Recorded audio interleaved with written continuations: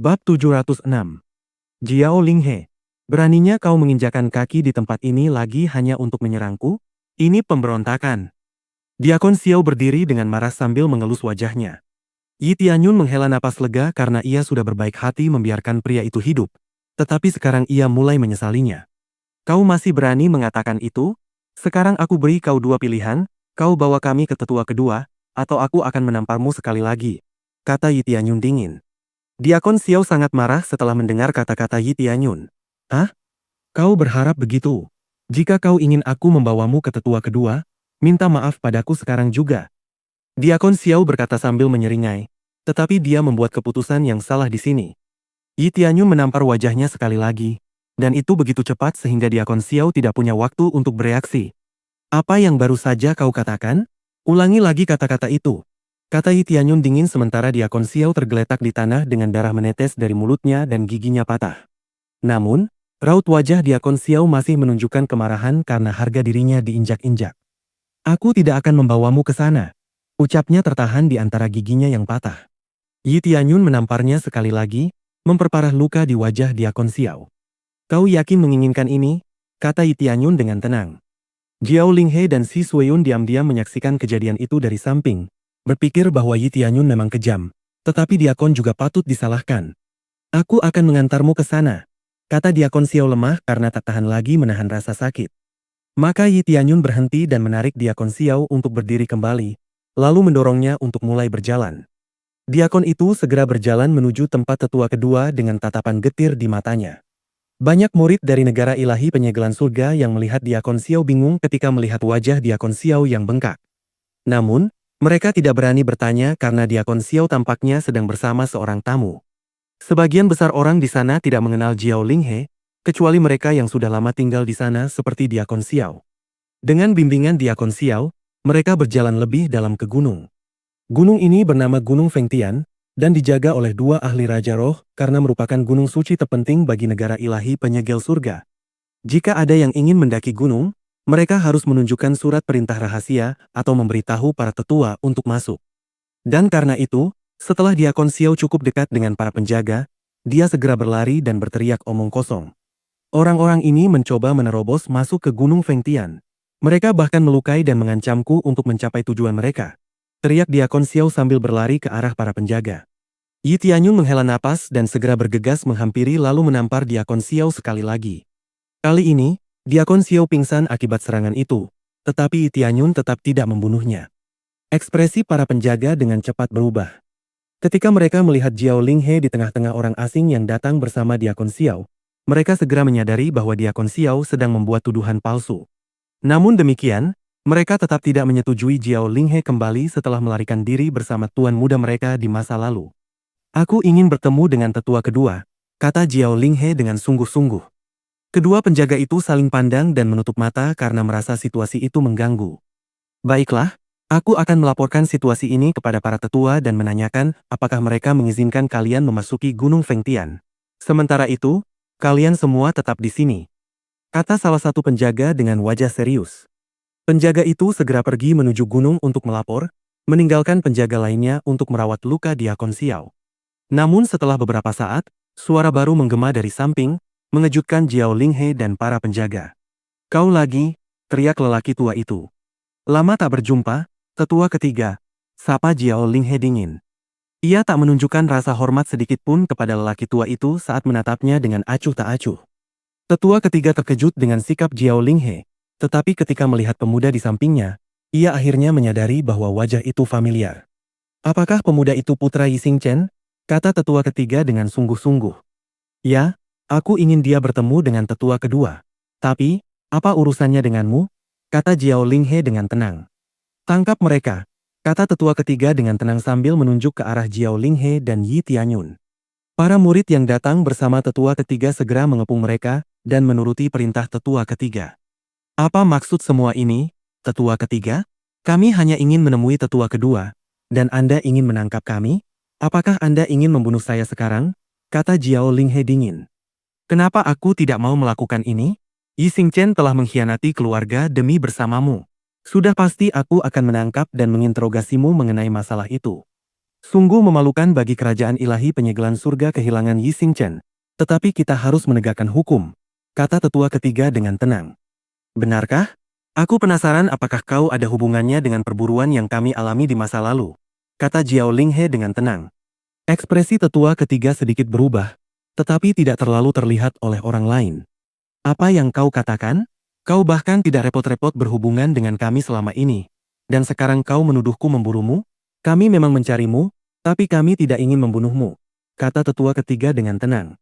Tetua ketiga kembali memasang wajah datar setelah itu, tetapi Yi Tianyun tahu lebih baik. Perubahan ekspresi kecil pada wajah tetua ketiga sebelumnya menunjukkan bahwa dia mengetahui sesuatu tentang perburuan Jiao Linghe dan Yi Xingchen. Bab 707. Jiao Linghe tidaklah sepolos itu sehingga berpikir bahwa orang-orang ini tidak pernah melacak keberadaan ibunya. Mereka jelas tahu sesuatu tentang apa yang terjadi. Dia tahu bahwa tidak ada bukti untuk membuktikan tuduhannya, tetapi dia yakin dengan penilaiannya sendiri. Tetua ketiga juga menunjukkan ekspresi wajah tanpa emosi. Ekspresinya tidak berubah meskipun Jiao Linghe menuduhnya melakukan kejahatan. Tapi itu sudah bisa ditebak. Karena mengapa seorang tetua berpangkat tinggi akan mengakui hal seperti itu? Ibu tidak perlu mengatakan apapun lagi. Aku punya cara sendiri untuk membuat mereka bicara, kata Yi Tianyun dengan santai. Dia terlalu bosan mendengar percakapan bolak-balik antara ibunya dan tetua ketiga karena tidak ada yang mau mengalah. Dia memiliki mata pesona, dan begitu dia mengendalikan seseorang dengannya, tidak akan ada rahasia yang luput darinya. Apa solusimu? Tanya Jiao Linghe penasaran. Sementara itu, si Sueyun hanya tersenyum tanpa mengatakan apapun. Lihat saja. Yi Tianyun berkata sambil tersenyum tanpa menjelaskan apapun. Dia menggunakan mata pesonanya pada tetua ketiga. Tetua ketiga, yang sedang menatap bocah itu, tiba-tiba merasa kedinginan, dan matanya sedikit berbinar. Aku menyarankan kalian untuk patuh. Jika tidak, jangan salahkan kami jika terjadi sesuatu yang buruk, kata tetua ketiga sambil bergegas menuju Yi Tianyun. Murid-murid lainnya di sampingnya mengikuti dan bergegas menuju Si Sueyun dan Jiao Linghe. Yi Tianyun hanya tersenyum dan membiarkan tetua ketiga mendekat. Tetua ketiga hendak menyerang, tetapi Yi Tianyun dengan cepat meraih tangannya. Mereka berada dalam kebuntuan, terkunci, karena tidak ada yang bisa menyerang dalam posisi ini. Kau benar-benar yakin tentang ini? Aku tak keberatan menghancurkan tanganmu, kata Yi Tianyun acuh tak acuh. Yi Tianyun tidak menunjukkan tanda-tanda takut karena ia sama sekali tidak merasa dalam bahaya. Kau sungguh sombong, nak. Ini mulai menyebalkan, kata tetua ketiga dengan dingin, tetapi dia merasakan seseorang datang dari belakang, dan ketika dia mendongak, dia membeku setelah melihat seorang lelaki tua berjalan turun ke arah mereka. Jiao Linghe, kau kembali, kata lelaki tua itu dengan nada suara yang sulit digambarkan. Lelaki tua ini adalah tetua kedua, Yi Yuanlong. Kakek Yi Tianyun. Yi Yuanlong mengalihkan pandangannya ke bocah di depan tetua ketiga dan gemetar saat menyadari siapa dia. Yi Tianyun memiliki kemiripan yang luar biasa dengan putranya, Yi Xingchen, dengan sedikit sentuhan kecantikan Jiao Linghe. Membuatnya menjadi versi ayahnya yang lebih tampan dan lembut. Tetua kedua, kau di sini. Aku sedang berusaha menangkap orang-orang ini sendirian. Kau tidak perlu datang ke sini. Tetua ketiga berkata sambil tersenyum sebelum melepaskan tangan Yi Tianyun dan berjalan menuju tetua kedua. Ini masalahku. Seharusnya kau menjauh, kata Yi Yuanlong dengan serius.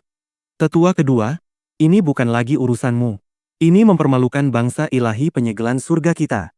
Skandal ini sudah melibatkan kita semua. Kurasa bahkan tetua agung pun akan senang menangani masalah ini, kata tetua ketiga dengan sungguh-sungguh. Tetua ketiga tidak yakin bahwa tetua kedua akan menangani Jiao Linghe sendirian. Lagi pula, dia adalah menantunya, dan sekarang bahkan cucunya pun ada di sini. Baiklah, urus saja mereka, kata Yi Yuanlong acuh tak acuh. Dia tahu bahwa itu adalah masalah bagi negara ilahi penyegel surga secara keseluruhan, dan dia tidak bisa menolaknya. Jika memang begitu, kita akan membawa mereka ke aula utama dan membiarkan semua orang menyaksikan saat kita menghakimi dosa mereka. Tetua ketiga berkata kepada Yi Yuanlong sebelum kembali mengalihkan perhatiannya kepada Yi Tianyun. Kuharap kau tidak akan bermain curang di sini, nak, katanya dingin. Wah, kenapa aku harus repot-repot melakukan itu padahal kami juga ingin masuk? Apa kau bodoh atau bagaimana? Kata Yi Tianyun acuh tak acuh. Kau benar-benar keterlaluan, ya? Kata tetua ketiga dengan dingin. Baiklah, cukup. Mulai bergerak, seru Yi Yuanlong dengan tergesa-gesa. Ia ingin membantu Yi Tianyun sambil menatap Yi Tianyun dengan tatapan penuh perhatian. Tetapi ia harus menghentikan tetua ketiga itu menyerang siapapun sebelum itu. Tetua ketiga mendecakkan lidah dan berjalan mendaki gunung. Dia tahu bahwa dia tidak bisa berbuat apa-apa selama tetua kedua ada di sana. Jadi dia harus menunggu persidangan dan membiarkan para tetua lainnya menghakimi mereka terlebih dahulu. Di mana Yi Xingchen? Yi Yuanlong bertanya pada Jiao Linghe. Ceritanya panjang. Kau akan tahu tentang dia nanti, kata Jiao Linghe sambil menghela napas. Yi Yuanlong sedikit mengerutkan kening karena dia tahu bahwa berita yang akan dia dengar dari Jiao Linghe nanti tidak akan baik. Tetapi dia juga penasaran dengan anak laki-laki di depan mereka. Apakah itu putramu dengan Yi Xingchen? Tanyanya kepada Jiao Linghe sekali lagi. Ya, jawab Jiao Linghe singkat karena dia tidak perlu menyembunyikan apapun. Dia sudah sebesar itu, kata Yi Yuanlong sambil menghela napas panjang. Ekspresi seriusnya tadi mereda saat ia menatap Yi Tianyun. Mereka segera tiba di aula utama, di mana sudah ada diakon dan tetua yang menunggu mereka. Mata mereka langsung tertuju pada Jiao Linghe dan Yi Tianyun karena mengenali wajah mereka. Mereka menyalahkan Jiao Linghe karena telah mencoreng reputasi bangsa ilahi penyegel surga di masa lalu.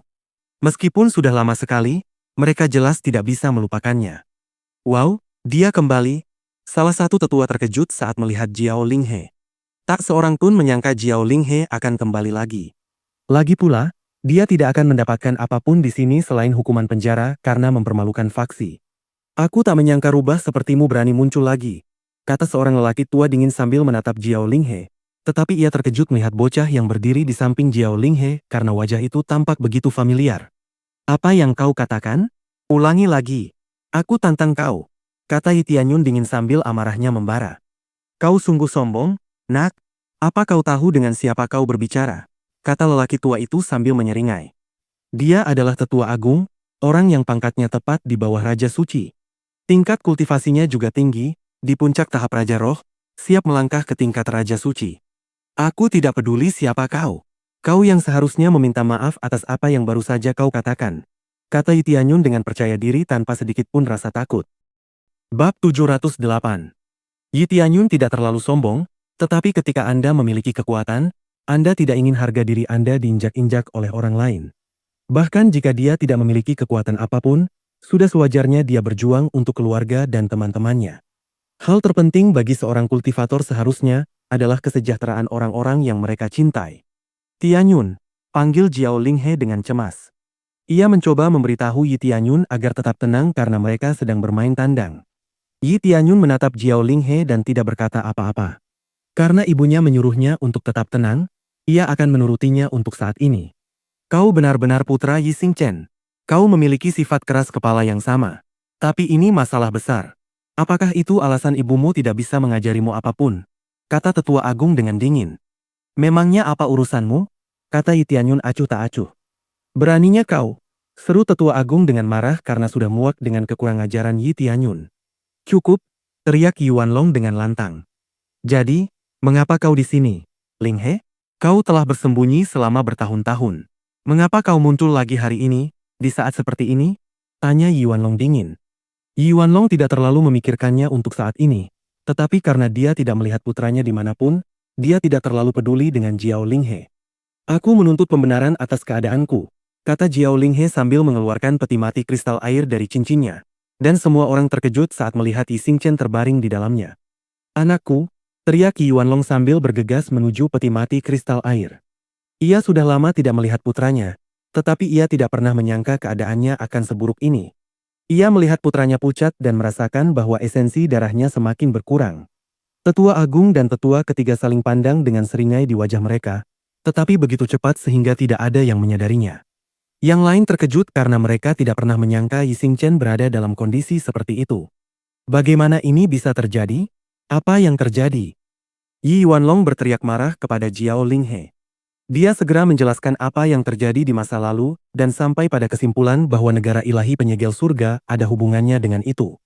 Apa gunanya kami melakukan hal seperti itu padamu dan Yi Xingchen? Dia pernah menjadi jenius dari negara ilahi penyegel langit dan akan menjadi raja suci di masa depan. Mengapa kami harus mengirim orang untuk membunuh orang seperti itu? Kata tetua agung dengan marah. Itu benar.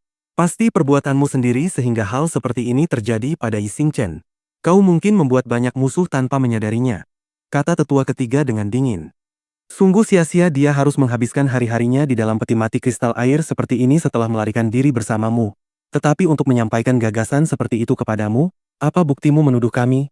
Kata tetua ketiga dengan dingin. Orang-orang mulai mengangguk setuju dengan tetua ketiga. Sudah sewajarnya menunjukkan bukti terlebih dahulu sebelum menuduh seseorang. Mereka jelas kecewa melihat Yi Xingchen dalam keadaan seperti ini. Mereka tahu bahwa Yi Xingchen adalah seorang jenius dan dapat dengan mudah menjadi raja suci berikutnya di masa depan. Tetapi itu hanyalah mimpi sekarang karena Yi Xingchen telah melemah hingga membutuhkan peti mati kristal air untuk bertahan hidup. Cukup.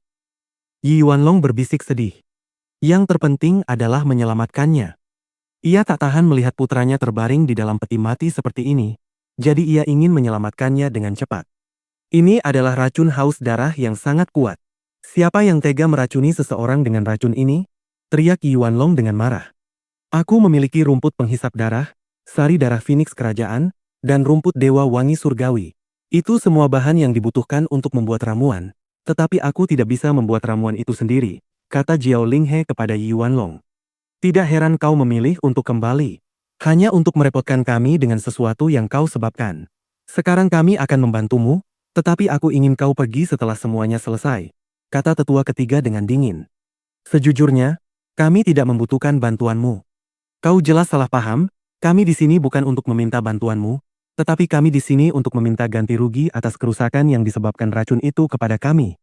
Aku yakin bahwa negara ilahi penyegel surga adalah dalang di balik semua ini, kata Yi Tianyun dengan percaya diri. Satu bukti yang kumiliki adalah putramu di sana. Garis keturunannya biasa saja. Tingkat kultivasinya biasa saja. Segala sesuatu tentang dirinya menunjukkan bahwa dia biasa-biasa saja. Untuk bersaing memperebutkan kekuasaan menjadi raja suci berikutnya, dia harus menyingkirkan ayahku. Apakah teoriku tepat sasaran? Yi Tianyun berkata dingin kepada tetua ketiga. Yi Tianyun tahu bahwa membahas perebutan kekuasaan di faksi adalah hal yang tabu. Tetapi dia tidak peduli. Sialan kau! Mengapa kita harus menghancurkan seluruh bangsa ilahi penyegel surga hanya karena nafsu kekuasaan kita sendiri? Yi Xingchen adalah jenius terkuat di zamannya. Dia pasti akan menjadi raja suci terbaik untuk faksi kita. Jadi mengapa kita melakukan sesuatu yang akan merugikan faksi kita? Jangan pernah ragukan kesetiaan kami lagi, nak, kata tetua agung dengan dingin. Apa yang dikatakan oleh tetua agung adalah jawaban terbaik untuk menyatukan semua orang di belakangnya. Ya, putra kami memang biasa-biasa saja. Tapi itu tidak apa-apa dibandingkan denganmu. Garis keturunanmu jelas lebih buruk. Dan apa yang lebih baik daripada si rubah di belakangmu itu? Dia hanya cantik tanpa isi. Dia hanyalah manusia biasa dari dunia fana. Tidak lebih. Kau bilang kau tidak butuh bantuan kami sekarang? Kau delusi, kata tetua ketiga dengan seringai. Mereka jelas memenangkan argumen tersebut karena itu cukup menjadi alasan untuk tidak menyakiti Yi Xingchen. Tetapi tidak ada bukti nyata atas tuduhan Yi Tianyun. Mereka mencemooh Yi Tianyun tanpa rasa takut karena mereka tahu bahwa tidak ada jejak perbuatan mereka di masa lalu. Bab 709. Sikap faksi itu sudah jelas. Mereka sudah mengatakan bahwa mereka tidak akan pernah menyakiti Yi Xingchen dan bersedia membantunya selama Jiao Lingye membiarkannya sendiri. Semua orang yakin bahwa kata-kata kedua tetua itu benar. Jadi mereka tidak benar-benar mempertanyakan hal lain meskipun ada masalah yang diungkapkan Yi Tianyun. Yi Yuanlong berdiri diam dengan wajah muram. Berikan padaku sari darah Phoenix kerajaan dan rumput dewa wangi surgawi. Sebutkan harganya. Ucapnya dengan sungguh-sungguh. Ekspresinya tampak rumit karena tidak ada yang benar-benar tahu apa yang sebenarnya dipikirkannya. Tetua kedua, aku tahu kau terburu-buru menyelamatkan Yi Xingchen. Tapi pikirkan sejenak, rumput dewa wangi surgawi akan sulit didapatkan. Tetapi inti darah Phoenix kerajaan mustahil didapatkan kecuali kau pergi ke dunia hantu. Kata tetua ketiga dengan cemas. Kalau begitu, kita harus pergi ke dunia hantu.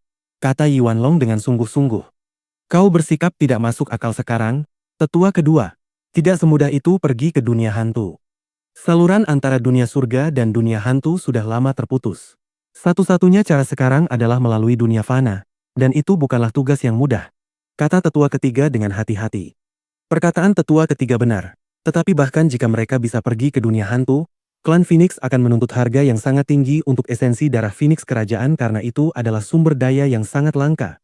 Terlebih lagi, sulit untuk mempercayai kultivator raja roh manapun karena esensi darah Phoenix kerajaan benar-benar sekuat itu. Jadi, maksudmu menyelamatkan putraku itu mustahil. Yi Yuanlong menatap tetua ketiga dengan dingin.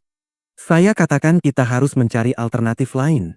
Kita punya banyak hal yang perlu dipertimbangkan untuk menyelesaikan masalah ini, kata tetua ketiga dengan cemas. Dengarkan kata-kataku. Kau tidak perlu memikirkan bahannya sekarang, kata Yi Tianyun dengan acuh tak acuh. Kami tidak perlu mendengarkanmu. Kau di sini hanya untuk membuat masalah. Dan bahkan tuduhanmu pun tidak berdasar.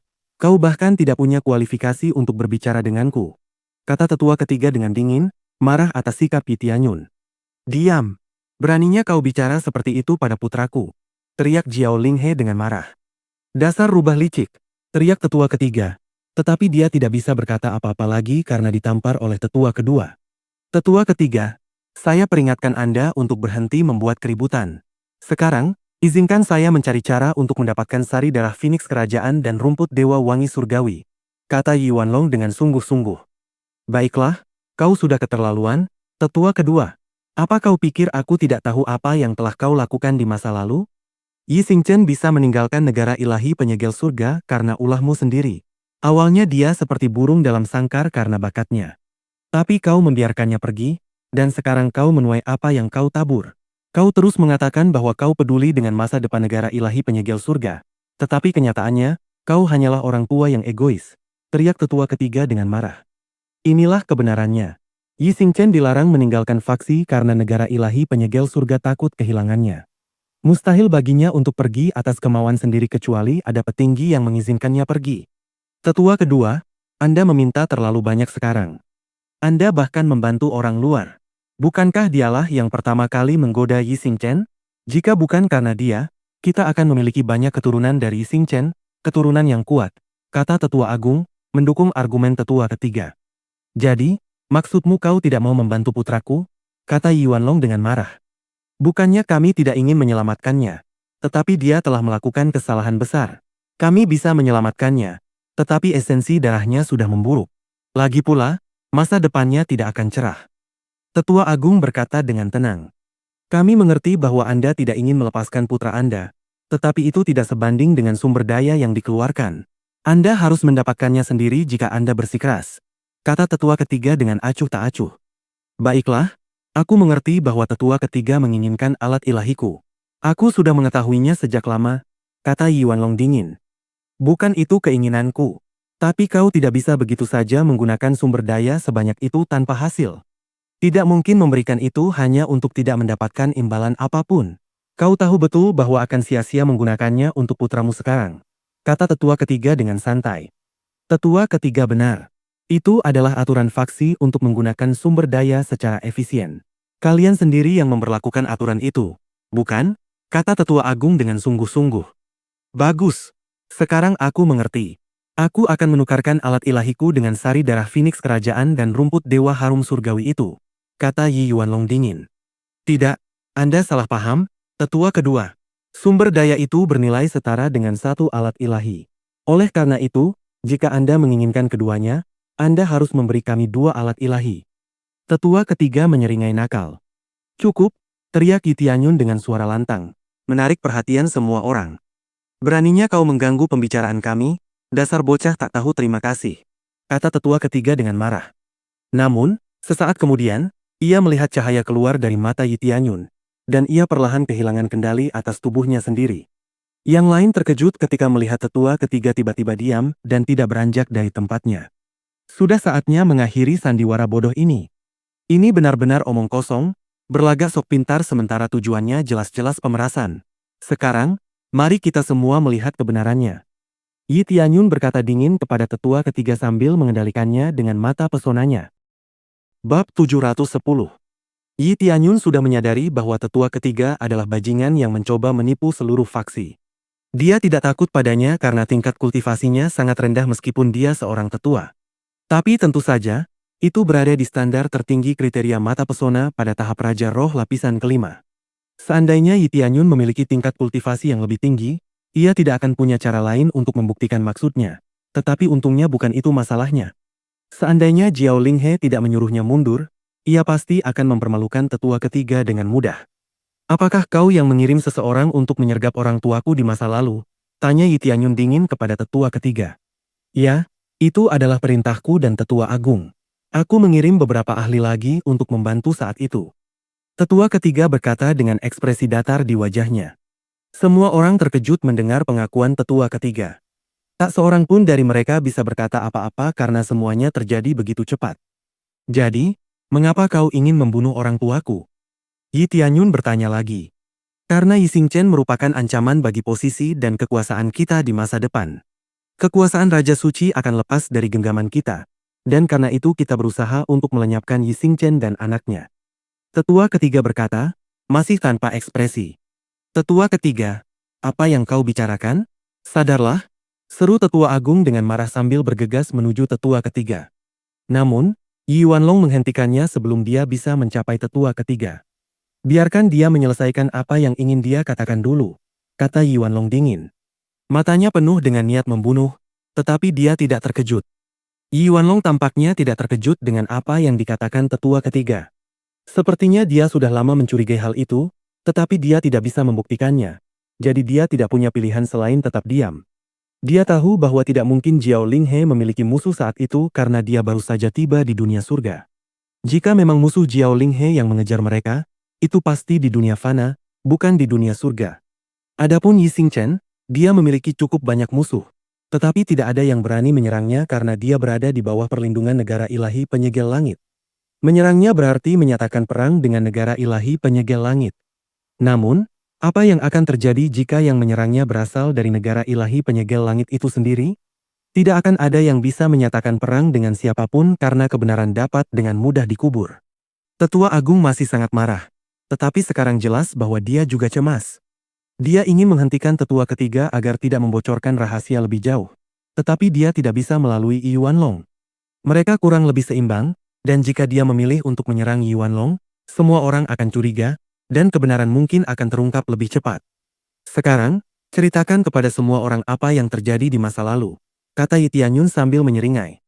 Tetua ketiga kemudian mulai berbicara.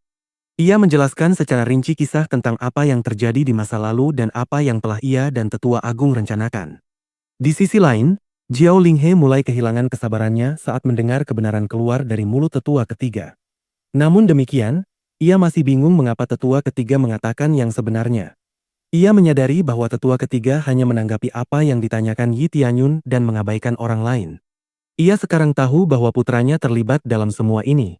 Ia ingat bahwa Yi Tianyun sudah mengatakan kepadanya untuk tidak khawatir tentang apapun. Tidak lama setelah itu, tetua ketiga menyelesaikan ceritanya, dan semua orang terdiam setelah mendengar kebenaran di balik apa yang terjadi di masa lalu. Terlihat jelas bagaimana perasaan mereka dari rasa jijik di wajah semua orang. Saat Yi Tianyun menjentikan jarinya, tetua ketiga langsung terkejut dan melihat sekeliling dengan ekspresi ngeri. Apa yang kau lakukan padaku? Teriak tetua ketiga kepada Yi Tianyun. Semua yang kukatakan tadi adalah bohong. Orang ini telah mempengaruhiku untuk mengatakan apapun yang dia inginkan kepada semua orang. Teriak tetua ketiga untuk memastikan semua orang tidak akan mempercayai perkataannya. Tetua ketiga mulai berteriak untuk membela diri. Semua orang mengalihkan perhatian mereka ke Yi Tianyun. Apakah tetua ketiga mengatakan yang sebenarnya? Atau Yi Tianyun memang memanipulasi tetua ketiga untuk mengatakan semuanya? Apa kau pikir aku mengarang cerita? Kalau begitu, kenapa kita tidak menggunakan pencarian jiwa pada tetua ketiga untuk memastikan kebenarannya? Jika memang informasi itu menyesatkan, aku rela mengorbankan nyawaku di sini dan dihukum dengan cara apapun yang diperlukan, kata Yi Tianyun dengan acuh tak acuh. Pencarian jati diri? Mengapa seseorang mau menerima hal semacam itu? Kata tetua agung dengan cemas. Baiklah, aku setuju dengan putraku. Pencarian jiwa dapat menemukan setiap potongan ingatan yang terjadi di masa lalu. Jika negara ilahi penyegel surga benar-benar ingin menemukan kebenaran, aku sarankan kita harus melakukan pencarian jiwa pada ingatan tetua ketiga, kata Jiao Linghe dengan tegas. Tetua agung dan tetua ketiga tampak pucat karena mereka tahu bahwa semuanya akan terungkap jika seseorang menggunakan pencarian jiwa padanya. Apa yang kau katakan, dasar pelacur? Pencarian jiwa? Semua ini terjadi karena kau, dan sekarang kau ingin merusak jiwaku juga? Kau pelacur busuk yang serakah. Tetua ketiga berteriak dengan marah kepada Jiao Linghe. Dia akan melakukan apa saja untuk menghilangkan pilihan pencarian jiwa di sini. Baiklah, kau punya pilihan lain jika mau, kata Yi Tianyun sambil menarik pedang ilahi roh jahat yang tergeletak di tanah. Energi hitam menyembur dari pedang ke tanah. Dan semua orang dapat melihat bahwa itu adalah alat ilahi yang dapat melukai jiwa. Sebuah alat ilahi. Tetua ketiga berteriak saat menyadari bahwa Yi Tianyun akan memukulinya sampai mati untuk mengungkap kebenaran. Bab 711. Memiliki alat ilahi benar-benar sesuatu yang luar biasa.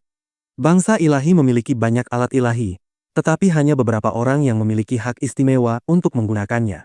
Bahkan jika mereka adalah tetua berpangkat tinggi, mereka tidak akan langsung memiliki hak istimewa ini. Alat ilahi, kata Yi Wanlong dengan ekspresi terkejut yang jelas di wajahnya. Dia tidak menyangka cucunya memiliki alat ilahi. Jiao Linghe sendiri juga terkejut, tetapi dia memilih untuk tetap diam untuk saat ini. Mata tetua ketiga berbinar karena dia tahu bahwa dia akan mendapatkan alat ilahi itu jika dia setuju untuk pencarian jiwa. Tetapi itu tidak sepadan karena semua orang akan tahu apa yang telah dia lakukan di masa lalu. Apakah satu alat ilahi tidak cukup? Tanya Yi Tianyun dengan sinis sebelum mengeluarkan armor roh jahat, yang merupakan alat ilahi lainnya. Semua orang tercengang, bukan karena Yi Tianyun memiliki alat ilahi lain, tetapi karena itu adalah alat ilahi pelindung. Alat ilahi pelindung sangat langka karena bahan untuk menempanya jauh lebih berharga daripada bahan untuk menempa senjata. Semua orang menyadari bahwa tetua ketiga harus menerima kesepakatan itu. Dua alat ilahi dengan sedikit kerusakan setelah pencarian jiwa itu sepadan. Tetapi tetua ketiga masih tetap diam, dan ekspresi ketidakpastian terpancar di wajahnya. Apakah itu masih belum cukup? Kata Yi Tianyun dengan kerutan di wajahnya sebelum mengeluarkan sepatu roh jahat, sebuah alat ilahi lainnya. Dengan sepatu ini, ia memiliki satu set lengkap alat ilahi roh jahat. Satu set lengkap alat ilahi sangatlah langka. Harganya setara dengan emas seluruh negara ilahi hanya untuk membelinya di lelang. Tatapan serakah memenuhi ruangan. Jelas sekali semua orang ingin memilikinya untuk diri mereka sendiri.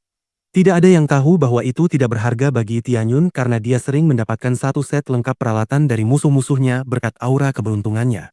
Set roh jahat adalah alat ilahi yang ia dapatkan setelah membunuh guru kekaisaran dari bangsa ilahi dunia bawah surgawi. Ia tidak memiliki kegunaan untuk set ini karena memiliki aura yang sangat jahat, dan kebanyakan orang tidak akan mampu mengendalikannya. Tentu saja, Yi Tianyun tidak akan kesulitan menggunakan set tersebut. Tetapi setelan dewa jahat jauh lebih kuat daripada efek yang ia dapatkan dari set roh jahat. Semua orang dipenuhi antisipasi karena mereka tahu bahwa tetua ketiga mungkin akan menjadi tetua terkuat jika dia menerima kesepakatan itu.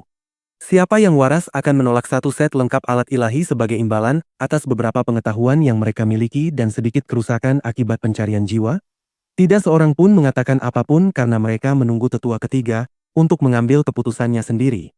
Semua orang mulai berpikir bahwa mungkin tetua ketiga sengaja tetap diam untuk memiringkan negosiasi agar lebih menguntungkan dirinya. Tentu saja, tetua ketiga tidak mungkin sebodoh itu. Namun semua orang mulai tidak sabar karena tetua ketiga terlalu lama diam. Tetua ketiga, Anda jelas-jelas mengambil untung di sini. Ini adalah satu set alat ilahi.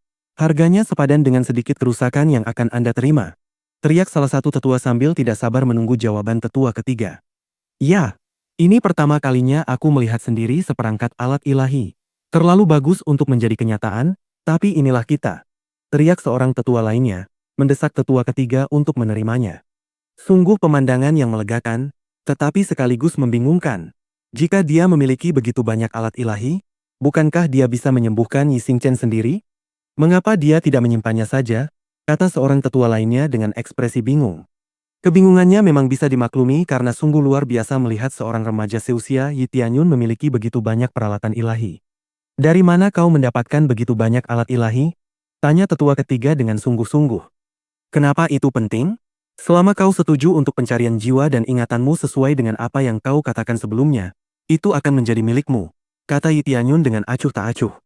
Si Sueyun menahan senyumnya. Meskipun agak mengejutkan bahwa Yi Tianyun akan memberikan sebanyak itu, sudah sewajarnya Yi Tianyun memiliki sebanyak itu. Lagi pula, Yi Tianyun adalah pria yang mampu melakukan keajaiban. Kau tidak mencuri peralatan ilahi ini dari orang lain, kan? Aku tidak ingin ada orang yang datang ke sini mencari peralatan ilahi itu nanti, kata tetua ketiga dengan sungguh-sungguh. Barang curian? Kalau begitu, orang yang barangnya kucuri memang pantas mendapatkannya. Bagaimana mungkin seseorang yang memiliki alat ilahi ini sebodoh itu membiarkannya dicuri? Kata Yi Tianyun dingin. Semua orang mengangguk setuju karena apa yang dikatakan Yi Tianyun memang masuk akal. Lagi pula, tidak mungkin seseorang akan dengan mudah melepaskan alat ilahi seperti itu. Mereka pasti telah meninggal atau menjual alat ilahi itu sendiri agar hal seperti itu mungkin terjadi. Set ini mungkin merupakan warisan atau sesuatu yang lain sama sekali. Tidak, aku tidak akan menerima peralatan yang meragukan seperti itu. Aku menolak tawaranmu. Aku selalu membenci sesuatu yang tidak memiliki kredibilitas sama sekali, kata tetua ketiga dengan penuh keyakinan. Dia tahu bahwa alasan ini tidak akan membuatnya terlihat buruk, tetapi Tianyun tahu bahwa dia hanya takut semua orang akan mengetahui perbuatan kejam yang telah dia lakukan di masa lalu. Sayangnya, semua orang menganggap tetua ketiga sebagai orang yang saleh, dan karena itu, ekspresi kekaguman terlihat jelas di wajah semua orang. Bolehkah saya menggunakan peralatan ini saja? Seorang pria tua terdengar dari pintu dalam. Ia tampak sangat tua, seolah bisa meninggal kapan saja. Namun, ia tetap masuk dengan percaya diri, tidak seperti yang seharusnya ia lakukan mengingat usianya. Matanya masih memancarkan kepercayaan diri yang tak kalah dengan anak muda. Tuan keluarga, teriak tetua ketiga dengan hormat. Meskipun mereka adalah bangsa ilahi, pemimpin mereka bukanlah raja suci, melainkan tuan keluarga. Ini karena bangsa ilahi penyegel surga berasal dari faksi yang diciptakan di dalam sebuah keluarga. Dengan demikian mereka mempertahankan gelar tersebut meskipun mereka telah menjadi bangsa ilahi. Yi Tianyun mengamati tuan saat ini dari atas ke bawah dan cukup terkejut bahwa tuan tersebut hanya mencapai tingkat kultivasi Raja Suci lapisan ke-7. Meskipun itu adalah tingkat kultivasi yang kuat, itu agak terlalu lemah untuk seseorang seusianya. Apakah kultivasinya menurun karena usia tuanya? Yi Tianyun tidak tahu pasti, tetapi jelas bahwa lelaki tua itu tidak memiliki banyak tahun lagi untuk hidup. Bab 712. Pemimpin saat ini datang dengan tongkat di satu tangan. Orang-orang di ruangan itu segera menunjukkan rasa hormat mereka sepenuhnya, tetapi pemimpin itu sudah tua. Sudah waktunya baginya untuk pensiun dari tugas faksi. 3 tetua berpangkat tertinggi adalah kandidat untuk pemimpin berikutnya. Syarat untuk menjadi kandidat adalah memiliki prestis pribadi, anak-anak yang berbakat, dan tentu saja, kekuatan mereka sendiri. Aku tak menyangka anak Yi Xingchen ternyata menjadi kultivator yang luar biasa. Sungguh pemandangan yang menakjubkan melihat basis kultivasi dan fondasi yang begitu hebat di usia semuda ini, kata Suo Kaifeng, sang tuan, sambil tersenyum. Dia menyadari bahwa Yi Tianyun jauh lebih kuat darinya, dan dengan garis keturunan murni Raja Ilahi penyegel surga yang mengalir di tubuhnya, dia tahu bahwa Yi Tianyun akan menjadi jauh lebih kuat di masa depan. Dia tidak memiliki mata penilai, jadi tidak mungkin dia tahu bahwa Yi Tianyun saat ini sedang mengenakan set kuno terpencil dan memiliki mode gila bersamanya. Tetapi itu bukanlah masalahnya. Terima kasih banyak atas pujian Anda, Tuan, kata Yi Tianyun dengan hormat. Meskipun tetua ketiga dan tetua agung memberinya kesan buruk, bukan berarti dia harus bersikap kasar kepada Tuan, yang tampaknya tidak melakukan kesalahan apapun padanya sebelumnya. Apa yang Anda katakan, Tuanku? Kata tetua ketiga dengan gugup. Pemimpin keluarga mengatakan bahwa dia akan mengambil seperangkat alat ilahi ini sebagai pengganti tetua ketiga, yang berarti dia akan baik-baik saja jika pencarian jiwa digunakan padanya. Yang kukatakan di sini adalah, aku akan membantumu mendapatkan seperangkat peralatan ini. Ini adalah alat ilahi yang luar biasa, dan generasi mendatang akan sangat diuntungkan karenanya di masa depan. Kau tidak perlu khawatir tentang sumbernya. Karena kau mengatakan bahwa kau tidak bersalah, tidak ada yang perlu kau khawatirkan. Kata Suo Kaifeng dengan acuh tak acuh. Tenang saja, aku sendiri yang akan melakukan pencarian jiwamu. Selama kau tidak melawan, jiwamu tidak akan rusak. Kata Suo Kaifeng dengan percaya diri, yang memang benar karena dia sudah tua, dan ingatan bela diri tetua ketiga tidak akan berguna baginya, jadi dia tidak punya alasan untuk mencurinya. Para kultivator bisa hidup lama, tetapi mereka tidak bisa hidup selamanya. Suo Kaifeng telah menjalani hidupnya cukup lama, artinya dia memiliki kekuatan yang cukup dan orang-orang baik di sekitarnya, sehingga memungkinkan dia untuk menjalani hidupnya hingga akhir. Ya, Anda benar, Tuanku. Tapi, tetua ketiga itu gugup, ia tampak sedang memeras otaknya untuk mencari alasan yang masuk akal untuk menolak perintah pemimpin keluarga. Tetapi ia tahu bahwa ia tidak bisa melakukan itu. Jika ia menolak, ia akan memberontak terhadap pemimpin keluarga, dan itu sama saja dengan pemberontakan terhadap bangsa ilahi penyegel surga itu sendiri. Tetua agung mengerutkan kening, dan ekspresinya berubah masam. Dia tahu bahwa jika tuan keluarga bersikeras, tindakannya di masa lalu akan terungkap. Aku tidak tahu apa lagi yang kau tunggu, aku tidak tahu apa yang membuatmu begitu enggan menerima tawaran ini. Tetapi jika kau terus seperti ini, aku tidak bisa tidak berpikir bahwa kau tidak mengatakan yang sebenarnya, kata Suo Kaifeng dingin. Tidak, bukan begitu. kata tetua ketiga dengan wajah pucat karena ia tak bisa menemukan alasan lain untuk menolak tuan keluarga.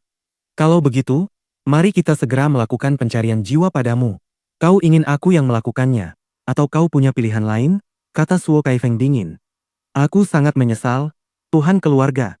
Apa yang kulakukan salah? Seharusnya aku tidak melakukan semua itu. Kumohon, aku meminta belas kasihanmu. Penatua ketiga akhirnya mengalah di bawah tekanan dan berlutut di hadapan Tuhan keluarga, memohon belas kasihan. Dia tidak bisa menemukan alasan lain, dan dia tidak ingin diinterogasi karena itu hanya akan membuatnya semakin kehilangan segalanya setelah semua orang tahu bahwa dialah sebenarnya dalang di balik semua ini. Semua orang marah setelah tetua ketiga mengaku. Sebelumnya dia berani menyalahkan Yi Tianyun atas semuanya. Tetapi sekarang dia mengakui bahwa dialah sebenarnya dalang di balik semua ini. Aku tidak menyangka tetua ketiga dan tetua agung yang akan menyebabkan kekacauan seperti ini. Awalnya mereka bersikeras bahwa bukan merekalah pelakunya. Tetapi ternyata semuanya hanyalah kebohongan besar. Kata seorang tetua dengan ekspresi jijik. Apakah ini berarti kita telah menyalahkan orang yang salah selama ini? Kata seorang penatua lainnya dengan ekspresi bersalah. Ini sudah keterlaluan. Mereka benar-benar melakukan segala cara demi kekuasaan. Betapa menjijikannya mereka sekarang, kata seorang tetua lainnya dengan ekspresi bingung dan jijik. Mereka tahu bahwa Yi Xingchen adalah harapan masa depan mereka. Tetapi sekarang para tetua yang selama ini mereka hormati telah menghancurkan harapan itu. Sekarang, masa depan bangsa ilahi penyegel surga tampak suram. Mereka benar-benar muak dengan apa yang telah dilakukan oleh tetua ketiga dan tetua agung. Tuan keluarga, kita salah. Kita terpesona oleh kemungkinan memperoleh kekuasaan yang lebih besar dari yang sudah kita miliki. Kita telah melakukan kesalahan besar, tetapi beri kami kesempatan lagi. Kami tidak akan pernah melakukan kesalahan lagi di masa depan. Tetua agung berlutut di samping tetua ketiga karena ia tahu bahwa semuanya telah terungkap. Ia tahu bahwa saat ini tidak mungkin lagi untuk menyangkal apapun. Beraninya kau. Yi Wanlong berteriak marah sebelum menendang tetua ketiga dengan sekuat tenaga, membuat tetua ketiga terpental dan muntah darah akibat serangan itu. Kemudian dia menatap tajam tetua agung itu. Aku sudah menduga kau ada hubungannya dengan hilangnya putraku, tapi aku tidak menyangka kau akan bertindak sejauh ini. Kita berasal dari keluarga yang sama, dan aku tidak pernah menyangka kau akan sekejam ini. Apakah semuanya memiliki arti bagimu? Apakah kau melihat ada sesuatu yang berharga sekarang? Kata Yi Wanlong dingin. Anakku telah menjadi korban dari perebutan kekuasaanmu. Apa yang kau dapatkan dari menjadi tuan keluarga? Lebih banyak sumber daya dan kekuasaan? Apakah benar-benar sepadan untuk menghancurkan anakku demi itu? Yi Wanlong berteriak dengan marah sambil menghunus pedangnya. Tetapi dia tahu bahwa dia tidak bisa membunuh kedua orang ini karena itu adalah keputusan tuan keluarga untuk memberikan hukuman kepada mereka. Tetua agung itu tetap diam karena ia tidak berniat membenarkan perbuatannya. Lagi pula itu tidak akan berpengaruh karena semua orang tahu bahwa apa yang dilakukannya adalah sesuatu yang mengerikan. Yah, sepertinya aku tidak perlu menyerahkan alat ilahiku kali ini, kata Yi Tianyun acuh tak acuh di samping. Kebenaran sudah terungkap, jadi tidak perlu baginya untuk menyerahkan alat ilahi miliknya sebagai kompensasi. Bab 713. Kalian menyerang kami padahal yang kami inginkan hanyalah pergi? Berani-beraninya kalian, dasar pengecut. Jiao Linghe berteriak marah karena ia tahu bahwa ia akan hidup bahagia bersama Yi Xingchen di dunia fana jika bukan karena kedua tetua ini. Ia tidak bisa menahan amarahnya karena ia adalah korban dari perbuatan keji para tetua tersebut. Aku terkejut. Aku tidak pernah menyangka kau akan mencoba membunuh keluargamu demi posisi ini. Kau pikir apa yang kau lakukan menguntungkanmu? Tahukah kau apa yang terjadi pada sebuah faksi jika tidak ada yang benar-benar memenuhi syarat untuk memimpin faksi tersebut? Bangsa ilahi penyegel surga ini akan hancur dalam semalam, kata Suo Kaifeng dingin. Kau menyedihkan. Yang kau inginkan hanyalah mengkultivasi seni rahasia yang lebih kuat. Dan apa? Apakah kau pikir kau bisa mendapatkan kekuatan lebih besar daripada master manapun di luar sana? Kata Suo Kaifeng dingin sambil melepaskan auranya, menekan semua orang di ruangan itu. Saat itu, tak seorang pun mengira Suo Kaifeng hanyalah seorang lelaki tua biasa karena tekanannya begitu hebat. Semua orang mulai gemetar karena aura Suo Kaifeng. Tetua agung dan tetua ketiga merasa gugup dan khawatir karena mereka tahu bahwa kemarahan pemimpin keluarga bukanlah sesuatu yang ingin mereka saksikan. Apa yang akan kalian lakukan jika tidak satu pun dari kalian menjadi pemimpin keluarga? Tahukah kalian bahwa kalian masih bisa berkultivasi seperti pemimpin keluarga jika kalian mau? Teriak Suo Kaifeng dengan marah. Apa? Tetua Agung dan Tetua Ketiga menatap pemimpin keluarga dengan mata terbelalak karena terkejut dengan ucapannya. Mereka ingin menjadi pemimpin keluarga untuk menginginkan teknik kultivasi dan seni bela diri yang dimiliki pemimpin keluarga. Namun, jika mereka masih bisa mendapatkannya tanpa menjadi pemimpin keluarga, itu berarti semua yang telah mereka lakukan di masa lalu sia-sia. Di negara ilahi penyegelan surga, selalu diperbolehkan menggunakan teknik kultivasi dan seni bela diri apapun yang dimiliki faksi ini, selama kalian telah memberikan kontribusi yang cukup dan memiliki kompatibilitas dengan teknik tersebut. Kalian tahu mengapa aku tidak pernah menyebutkan kultivasi menggunakan teknik-teknik tingkat lanjut yang dimiliki faksi kita kepada kalian berdua? Itu karena kalian tidak kompatibel untuk menggunakan salah satu dari teknik tersebut, kata Suo Kaifeng dingin. Tuan keluarga, kami salah. Kami terobsesi dengan teknik yang lebih canggih. Dan kami bahkan menyakiti Yi Xingchen karenanya. Kami bersumpah akan menemukan obatnya, apapun yang terjadi, kata Tetua Agung dengan gugup. Memang benar, Tuan keluarga. Kami tidak ingin basis kultivasi kami dihapus. Kami tidak ingin mati, kata Tetua Ketiga dengan gugup. Jelas bagi semua orang bahwa kedua orang ini sangat ketakutan. Jika Tuan keluarga memutuskan untuk menghapus kultivasi mereka, mereka tidak akan memiliki apapun lagi. Putra-putra mereka tidak berguna, dan karena itu tidak akan mampu merawat mereka. Tidak ada alasan lagi bagimu untuk memohon. Kau telah menyakiti keluargamu, dan karena itu satu-satunya hukuman yang tersisa adalah menghapus basis kultivasimu atau menguburmu selamanya. Tidak akan ada ampunan karena kau harus membayar atas apa yang telah kau lakukan, kata Suo Kaifeng dingin. Tidak, kumohon, Tuan keluarga. Anda harus mempertimbangkan bahwa Yi Xingchen akan melarikan diri apapun yang terjadi. Itu sama saja dengan mengkhianati keluarga. Kita menghukum mereka yang mengkhianati kita sama seperti kita menghukum orang lain, jadi dia seharusnya sudah memperkirakan hal ini. Tetua Agung membantah dengan cemas. Semua orang agak bersimpati kepada Tetua Agung kali ini. Yi Xingchen memang kawin lari dengan Jiao Linghe, jadi pada dasarnya dia telah mengkhianati negara ilahi penyegel surga dan akan dimusnahkan begitu terlihat. Suo Kaifeng juga terdiam karena kata-kata Tetua Agung benar-benar masuk akal.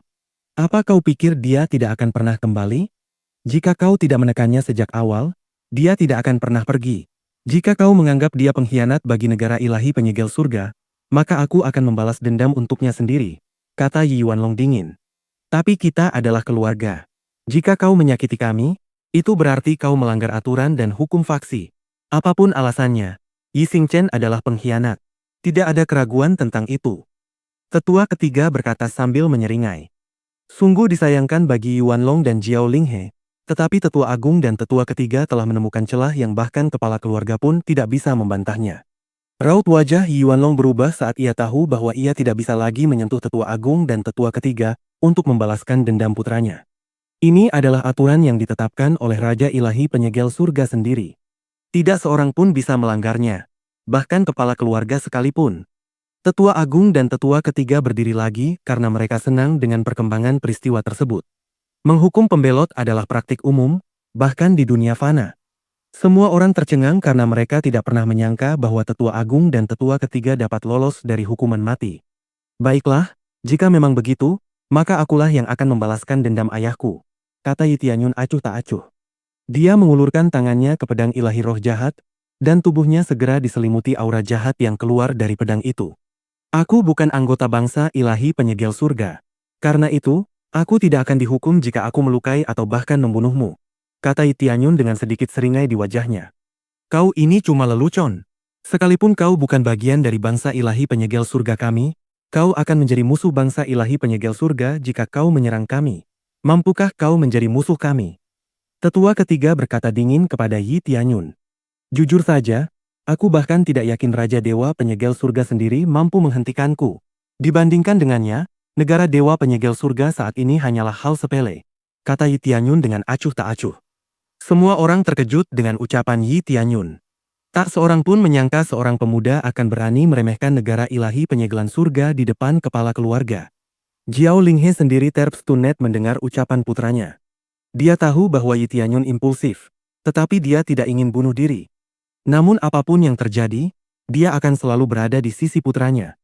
Tapi dengarkan aku tidak ingin melibatkan seluruh bangsa ilahi penyegel surga karena ayahku berasal dari sini. Selain itu, kakekku juga ada di sini. Jadi aku bisa sedikit menahan diri dengan mempertimbangkan semua itu. Dengan demikian, aku mengusulkan duel. Jika kalian berdua menang melawanku, semua alat ilahi ini akan menjadi milik kalian, kata Yi Tianyun dengan acuh tak acuh. Bab 714. Duel maut? Kebanyakan orang tidak percaya dengan apa yang mereka dengar. Tidak mungkin Yi Tianyun, yang masih sangat muda, bisa menang melawan tetua agung dan tetua ketiga. Sama sekali tidak, teriak Yi Wanlong karena dia tidak ingin duel ini terjadi. Yi Tianyun adalah cucunya, sisa dari apa yang tersisa dari putranya, dan dia tidak akan pernah memaafkan dirinya sendiri jika kehilangannya. Bagus, pastikan kau tidak mengingkari janjimu, dasar bocah sombong. Apalagi kita berdua, kau tidak akan pernah menang melawan aku sendirian, kata tetua ketiga sambil tertawa terbahak-bahak. Baiklah, aku sungguh-sungguh dengan kata-kataku. Aku akan mengalahkan kalian berdua sekaligus. Tidak perlu mengantre, kata Yi Tianyun dengan nada mengejek. Semua orang masih terkejut karena ucapan Yi Tianyun benar-benar mengada-ada. Kedua tetua itu memiliki basis kultivasi Raja Roh yang tinggi. Sementara itu, Yi Tianyun masih remaja. Tidak mungkin dia bisa mengalahkan dua ahli Raja Roh. Jiao Linghe juga memiliki pendapat yang sama. Dia mungkin percaya bahwa Yi Tianyun bisa mengalahkan mereka satu persatu, tetapi tidak dua sekaligus. Nak, itu bukan tindakan bijak. Tingkat kultivasi mereka berdua termasuk yang terbaik di negara ilahi penyegelan surga, kata Jiao Linghe sambil mencoba mengubah pikiran Yi Tianyun. Ibu, tidak apa-apa. Aku sudah memutuskan apa yang ingin kulakukan, kata Yi Tianyun acuh tak acuh. Kakak, kurasa sebaiknya serahkan saja pada Yi Tianyun, kata Si Sueyun sambil berjalan mendekati Jiao Linghe dan mencoba menghiburnya. Dia tidak pernah meragukan Yi Tianyun, dan dia tahu bahwa Yi Tianyun tidak akan kesulitan mengalahkan para tetua jika dia bertekad. Tapi ini kan dua tetua berpangkat tinggi, kata Jiao Linghe sambil masih khawatir tentang keselamatan Yi Tianyun. Tetapi dia juga merasa sedikit bersalah karena tidak bisa lebih mempercayai putranya. Namun, kedua tetua ini memiliki seni bela diri Raja Ilahi dalam persenjataan mereka, yang berarti mereka akan lebih kuat daripada kebanyakan kultivator dengan tingkat kultivasi yang sama di luar sana. Sebagai perbandingan, Tetua Agung berada di tingkat kultivasi puncak Raja Roh, dan dengan seni bela diri Raja Ilahi miliknya, ia mampu mengalahkan ahli hingga tingkat Raja Suci ketiga. Lalu bagaimana jika Tetua Agung mendapat bantuan dari Tetua ketiga? Tidak diragukan lagi bahwa kekuatan mereka akan jauh lebih tinggi dari itu. Nak, jangan biarkan amarah mengendalikanmu. Aku tahu kau marah atas apa yang terjadi pada ayahmu, tapi tidak bijaksana untuk mengusulkan duel maut seperti ini. Jika kau bersikeras, aku akan menemanimu dalam duel ini, agar kau memiliki peluang lebih baik untuk bertahan hidup. Bahkan jika aku dihukum karena berbuat dosa terhadap faksi, aku akan mengambil risiko itu daripada kehilangan keturunanku lagi, kata Yi Wanlong dengan frustrasi.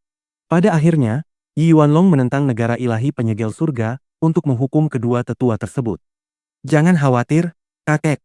Aku bisa mengatasi mereka sendiri. Kakek hanya perlu mempercayaiku, kata Yi Tianyun dengan acuh tak acuh. Yi Wanlong menatap tatapan teguh cucunya dan segera mundur dari duel. Lagi pula, dia tidak percaya pada Jiao Linghe saat itu, jadi dia tidak berhak untuk memberi ceramah kepada cucunya kali ini. Tuan keluarga, apakah Anda menyetujui duel maut ini? Tanya Yi Tianyun dengan sungguh-sungguh. Negara ilahi penyegelan surga tidak melarang duel maut. Oleh karena itu, jika semua orang setuju dengan duel ini, aku akan menjadi saksinya, kata Suo Kaifeng setelah terdiam sejenak. Terima kasih banyak, Tuan keluarga. Yi Tianyun mengangguk hormat. Ia memang tidak pernah ingin terlibat dengan bangsa ilahi penyegel surga sejak awal, tetapi ia tahu bahwa ayahnya tidak akan senang mengetahui faksi mereka hancur lebur saat ia bangun nanti. Kau yakin tidak melakukan kesalahan, bocah? Jika kita menang, semua alat ilahi itu akan menjadi milik kita, kan? Terlepas dari apakah kau hidup atau mati. Tetua ketiga berkata dengan tatapan serakah di wajahnya. Dia terus mengajukan pertanyaan lebih lanjut kepada Yi Tianyun mengenai alat ilahi seolah-olah sudah pasti dia akan memenangkan duel tersebut. Pertanyaanmu membuatku kesal. Ya, semuanya akan menjadi milikmu jika kau bisa mengalahkanku. Aku hanya akan menggunakan pedang ilahi, kata Yi Tianyun dengan kesal. Bagus, kalau begitu kita setuju untuk duel maut, kata Tetua Agung dan Tetua ketiga bersamaan. Jelas bagi semua orang bahwa kedua tetua ini sudah dibutakan oleh keserakahan. Alat-alat ilahi yang ditunjukkan Yi Tianyun terlalu berharga untuk mereka lewatkan. Jadi, di mana duelnya akan berlangsung? Tanya Yi Tianyun dengan acuh tak acuh. Di sini, tidak perlu pindah tempat. Jika kau bisa menaklukkan aula ini, itu sudah menjadikanmu kultivator yang luar biasa, kata Suo Kaifeng dengan muram. Yah, aku tidak keberatan, kata Yi Tianyun dengan acuh tak acuh. Kami juga tidak keberatan. Meskipun bocah ini sudah mengorbankan nyawanya, aku akan menghadapimu sendirian. Tidak perlu mengeroyok satu bocah, kata tetua ketiga sambil menyeringai. Kau bebas melakukan apapun yang kau mau. Tapi toh kau akan mati juga, kata Yi Tianyun sambil mengangkat bahu ringan. Pada saat yang sama, semua orang telah membersihkan area untuk duel karena mereka tidak ingin terjebak di tengah baku tembak antara kedua pihak yang menyerang. Kesombonganmu tak ada batasnya, bocah. Akan kuajari di saat-saat terakhirmu bahwa kau harus menghormati orang yang lebih tua, kata tetua ketiga sambil mengeluarkan tongkat panjang. Itu adalah senjata peringkat alat ilahi, yang berarti dia memiliki senjata yang menyaingi milik Yi Tianyun. Meskipun itu adalah duel maut, mereka tidak merasakan ketegangan karena semua orang mengira tetua ketiga akan menang apapun yang terjadi. Bab 715. Yi Tianyun memiliki alat ilahi dan itu memang luar biasa untuk usianya. Tetapi tetua ketiga juga memilikinya. Beberapa orang berpikir bahwa Yi Tianyun cukup delusional untuk mengusulkan duel melawan tetua ketiga dan tetua agung, dan mereka berpikir itu bodoh jika tidak menggunakan semua alat ilahinya. Anak ini mungkin berpikir bahwa tetua ketiga tidak membawa alat ilahi apapun, kata seorang tetua dengan cemberut di wajahnya. Ya, itu salah satu kemungkinannya. Dia mungkin terlalu percaya diri, dan itu belum tentu hal yang baik, komentar seorang tetua lainnya. Yah, kalau itu aku akan menyesal telah mengusulkan duel ini karena aku tidak hanya akan kehilangan nyawaku tetapi juga satu set peralatan ilahi. Tetua lainnya berkomentar sambil menghela napas.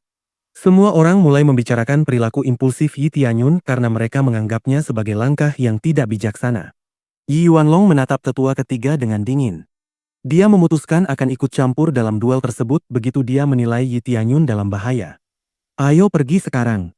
Jangan buang-buang waktu semua orang, kata Yi Tianyun acuh tak acuh. Dia berdiri dengan pedang ilahi roh jahat masih tertancap di lantai. Tindakannya begitu gegabah sehingga semua orang mulai menghela napas, berharap pertarungan ini akan segera berakhir.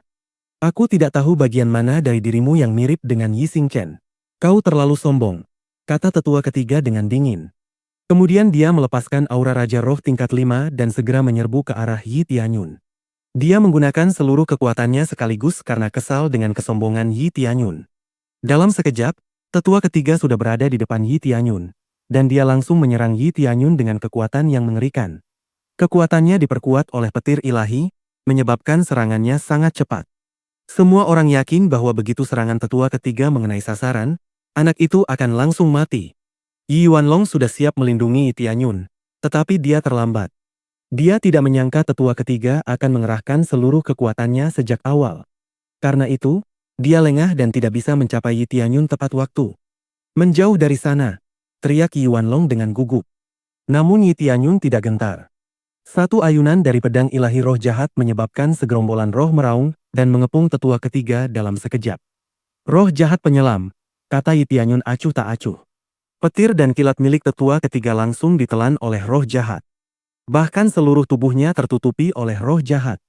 Tetua ketiga tidak dapat melihat apapun di sekitarnya karena banyaknya roh jahat yang menutupi seluruh tubuhnya. Roh jahat itu juga menggigit tubuh dan jiwanya karena tetua ketiga tidak mampu membela diri melawan roh jahat tersebut. Dia menjerit kesakitan karena kerusakan pada jiwanya dan kerusakan pada tubuhnya sangat menyiksa. Dia tidak bisa menyerang karena serangan roh jahat itu dan jatuh ke tanah. Dia mencoba menutupi kepalanya dengan sia-sia karena darah mulai menetes dari telinga, mata, dan hidungnya. Tetua ketiga jelas tidak mampu bertahan melawan roh jahat dari serangan Yi Tianyun.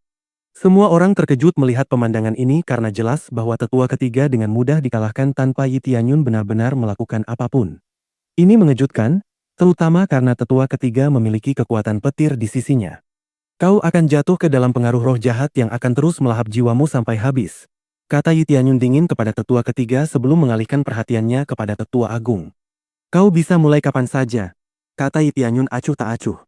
Tetua ketiga sudah kalah. Tidak mungkin dia bisa membalikan keadaan setelah jiwanya mengalami kerusakan serius seperti itu. Semua orang menghela napas lega karena mereka benar-benar berpikir bahwa apa yang mereka lakukan di masa lalu adalah hal yang menjijikan. Yi Yuanlong, yang awalnya ingin membantu Yi Tianyun, tercengang karena Yi Tianyun bahkan tidak perlu berbuat apa-apa. Jelas sekali bahwa cucunya lebih kuat daripada tetua ketiga dan tetua agung. Yi Tianyun mengalahkan tetua ketiga hanya dengan satu gerakan. Dia bahkan membiarkannya menderita selama mungkin tanpa menghabisi tetua ketiga. Seperti yang sudah kubilang, kakek, percayalah padaku, kata Yi Tianyun sambil tersenyum tipis. Baiklah, aku akan tenang sekarang.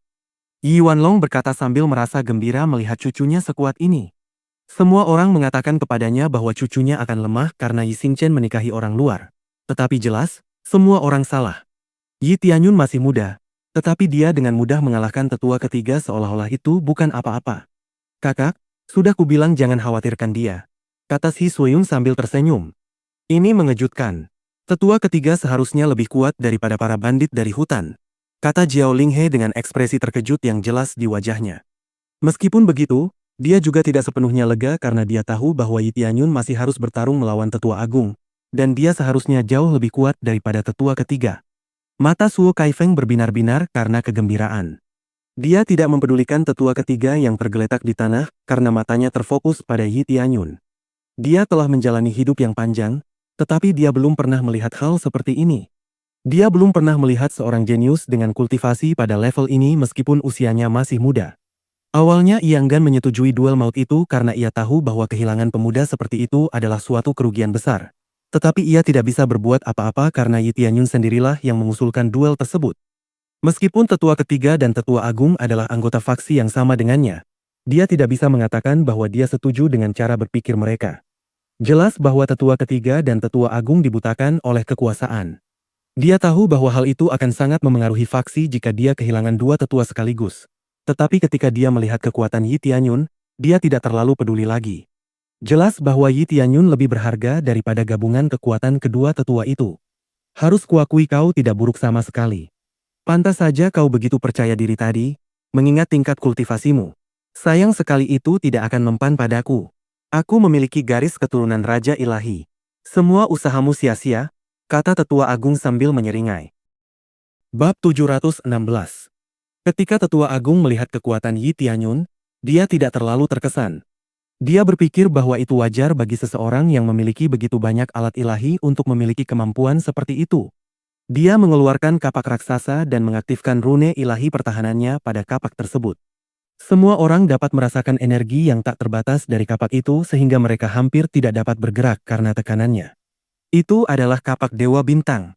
Tetua Agung akhirnya akan menggunakan senjata pamungkasnya. Dia telah membunuh begitu banyak kultivator terkenal dengan kapak itu, kata seorang tetua dengan penuh semangat. Ya, aku sudah lama tidak melihat tetua agung menggunakan kapak itu. Dia pasti bisa mengubah seluruh tempat ini dengan kekuatan kapak itu. Tetua lainnya berkata dengan antusiasme yang sama. Anak itu memang kuat, tapi tetua agung jelas lebih kuat. Tidak mungkin tetua agung dari negara ilahi penyegel langit akan kalah melawan anak kecil. Apa jadinya negara ilahi penyegel langit jika kita bahkan tidak bisa mengalahkan remaja itu? Kata tetua lainnya dengan cemberut. Semua tetua tampak tertarik dengan kapak ilahi bintang tetua agung, dan tak seorang pun lagi memperhatikan senjata Yi Tianyun. Mereka tahu bahwa itu adalah alat ilahi, tetapi berdasarkan penampilan alat ilahi mereka yakin bahwa alat ilahi tetua agung pasti lebih kuat daripada milik Yi Tianyun. Yi Tianyun juga menyadari bahwa senjata tetua agung lebih ampuh daripada miliknya. Namun, Yi Tianyun tidak takut. Dia tahu bahwa dirinya jauh lebih kuat daripada tetua agung, dan tidak mungkin dia akan kalah dalam pertarungan. Bukankah kau bilang kau memiliki garis darah Raja Ilahi di dalam dirimu? Kenapa kau tidak menunjukkannya padaku dan biarkan aku tahu seberapa kuat garis darah Raja Ilahi yang kau hormati itu sebenarnya? Yi Tianyun berkata dengan acuh tak acuh. Tetapi sebenarnya, dia penasaran dengan kekuatan garis darah Raja Ilahi tersebut. Bangsa ilahi penyegel surga sangat berhati-hati dalam mentransfer garis keturunan mereka. Mereka memahami bahwa keturunan mereka harus mewarisi garis keturunan sampai batas tertentu meskipun mereka tahu bahwa garis keturunan akan encer di generasi selanjutnya. Oleh karena itu, mereka harus memperlambat pengenceran untuk menemukan pasangan potensial untuk memiliki anak. Nak, jangan biarkan dia melepaskan kekuatan garis darahnya, teriak Yi Wanlong dari samping untuk mengingatkan Yi Tianyun. Kakek, tenanglah. Asalkan bukan Raja Dewa Penyegel Surga sendiri, aku tidak akan kalah. Aku hanya ingin tahu seberapa kuat sebenarnya garis darah yang kau hormati itu. Yi Tianyun berkata dengan acuh tak acuh. Saat ini ia terdengar sombong, dan semua orang menghakiminya karenanya. Anak nakal ini terlalu sombong. Dia pikir akan mudah mengalahkan tetua agung setelah mengalahkan tetua ketiga. Aku yakin anak itu akan menyesalinya nanti, kata seorang tetua lainnya dengan ekspresi kesal. Mungkin karena dia masih terlalu muda untuk memahami apa yang sedang terjadi di depannya saat ini, kata seorang tetua lainnya dengan raut wajah cemberut. Tetua itu segera bersikap netral. Mereka tahu bahwa tetua agung telah melakukan sesuatu yang mengerikan. Tetapi melihat Yi Tianyun terlalu sombong, mereka tidak ingin mendukungnya seperti yang mereka lakukan sebelumnya. Kau sungguh sombong, nak. Aku tahu kau akan menjadi kuat di masa depan. Tapi kau tidak akan mampu menghadapiku dalam keadaanmu sekarang. Akan kuberikan kau keringanan hukuman dan mempersingkat hidupmu, kata tetua agung sambil segera melepaskan kekuatan garis keturunannya. Auranya langsung bersinar terang sementara kapaknya memancarkan cahaya terang yang serupa. Rasanya seperti melihat bintang di langit malam, sangat terang dan menakutkan. Energi bintang. Tetua agung itu berteriak saat auranya langsung meningkat, menambah kekuatannya secara signifikan. Inilah kekuatan garis keturunan Raja Ilahi, yang terhubung dengan kekuatan bintang, dan begitu digunakan, kekuatan penggunanya akan meningkat secara signifikan. Kekuatan garis keturunan roh jahat berasal dari dalam diri, sedangkan kekuatan garis keturunan Raja Ilahi berasal dari bintang di atas. Julukan Raja Ilahi Penyegel Langit bukan hanya untuk mengintimidasi musuh, tetapi karena memang benar-benar terhubung dengan sumber kekuatan yang digunakannya. Raja Ilahi Penyegel Langit menggunakan kekuatan bintang untuk kultivasinya, yang menjadikannya salah satu kultivator terkuat di masa lalu. Karena lonjakan energi bintang ini, kekuatan tempur Tetua Agung meningkat menjadi 4 miliar. Kekuatan tempur itu jauh melampaui kultivator tahap puncak Raja Roh. Itu adalah sesuatu yang seharusnya dimiliki kultivator Raja Suci lapisan keempat. Jelas, Yi Tianyun juga tidak mengharapkan hal seperti ini. Kekuatan tempur Tetua Agung setelah menggunakan garis darah Raja Ilahi meningkat di luar dugaannya. Menarik, tidak heran kau sangat menghormati garis keturunan Raja Ilahi. Garis keturunan ini mampu mengendalikan dunia jika digunakan dengan benar, kata Yi Tianyun sambil mengangguk, terkesan dengan kekuatan Tetua Agung. Namun demikian, kekuatan Tetua Agung masih terlalu lemah dibandingkan dengan kekuatan Yi Tianyun. Meskipun begitu, Yi Tianyun tahu bahwa jika lawannya memiliki garis keturunan yang lebih murni, mereka dapat berkultivasi jauh lebih mudah karena mereka pasti akan mampu menggunakan energi bintang yang lebih kuat. Sudah berakhir, kata Yuan Long dengan ekspresi sedih sambil berpikir bahwa Tetua Agung pasti akan menang. Bahkan dia pun tidak bisa menghentikan Tetua Agung begitu dia menggunakan kekuatan garis darah Raja Ilahi. Jiao Longhe juga merasakan hal yang sama, tetapi Si Suiyun terus menghiburnya karena dia tahu bahwa Jiao Linghe akan kesulitan menerima kenyataan bahwa Yi Tianyun benar-benar seorang kultivator yang kuat. Percayalah pada Tianyun, kata Si Suiyun sambil tersenyum. Jiao Linghe hanya mengangguk karena dia tahu itu adalah hal terbaik yang bisa dia lakukan saat ini. Aku ingin tahu apakah kau mampu menahan kekuatan Tetua Agung sekarang, nak, kata Suo Kaifeng kepada Yi Tianyun penuh harap. Ia lebih menantikan kemenangan Yi Tianyun daripada kemenangan Tetua Agung karena Yi Tianyun memiliki potensi besar untuk melampaui Tetua Agung di masa depan. Namun, ekspresi Yi Tianyun agak bosan. Kekuatan Tetua Agung terlalu lemah bagi Tianyun sehingga ia berjalan mendekat ke Tetua Agung dan berbisik. Bisakah Anda meningkatkan kekuatan Anda lebih jauh lagi? Yi Tianyun berkata dengan acuh tak acuh. Tetua Agung terkejut mendengar perkataan Yi Tianyun. Semua orang juga tercengang setelah mendengar apa yang dikatakan Yi Tianyun. Apakah Yi Tianyun benar-benar lebih kuat dari Tetua Agung? Ataukah dia hanya bodoh selama ini? Bab 717. Kau hanyalah seekor kucing di hadapan seekor harimau. Aku kagumi keberanianmu, tapi hanya itu. Alat-alat ilahi itu akan menjadi milikku, kata Tetua Agung itu dingin. Kemudian ia mengarahkan kapaknya ke Yi Tianyun dan mengayunkannya dengan sekuat tenaga. Seberkas cahaya bintang yang menyilaukan muncul, menuju ke arah Yi Tianyun dengan kecepatan luar biasa. Jelas bagi semua orang bahwa Tetua Agung itu serius dan tidak ingin lagi membuang waktunya untuk Yi Tianyun. Semua orang tahu bahwa itu hanyalah sikap Tetua Agung terhadap musuhnya. Dia selalu bersikap serius sejak awal agar musuh tidak memiliki kesempatan untuk bertahan hidup. Bumi bergetar akibat serangan dahsyat Tetua Agung, tetapi untungnya, ruangan itu sudah dilapisi dengan rune ilahi, sehingga serangan Tetua Agung tidak merusak istana. Dewa Bintang, teriak Tetua Agung sambil mengayunkan kapak besarnya sekali lagi. Dewa, biar kuajari arti dewa di sini. Yi Tianyun berkata dingin sambil membanting pedang ilahi roh jahat ke tanah. Tiba-tiba, Tetua Agung dikelilingi oleh roh jahat, dan Yi Tianyun mulai menyeringai saat efek yang ditunggunya akhirnya terjadi. Ding! Serangan kritis berhasil dipicu, semua kerusakan diperkuat 3 kali lipat. Tetua agung itu tercabik-cabik oleh roh jahat yang dipanggil Yi Tianyun. Bahkan cahaya menyilaukan yang keluar dari kapak tetua agung itu pun lenyap tanpa jejak. Semua orang dapat merasakan aura jahat yang mengerikan yang berasal dari serangan Yi Tianyun.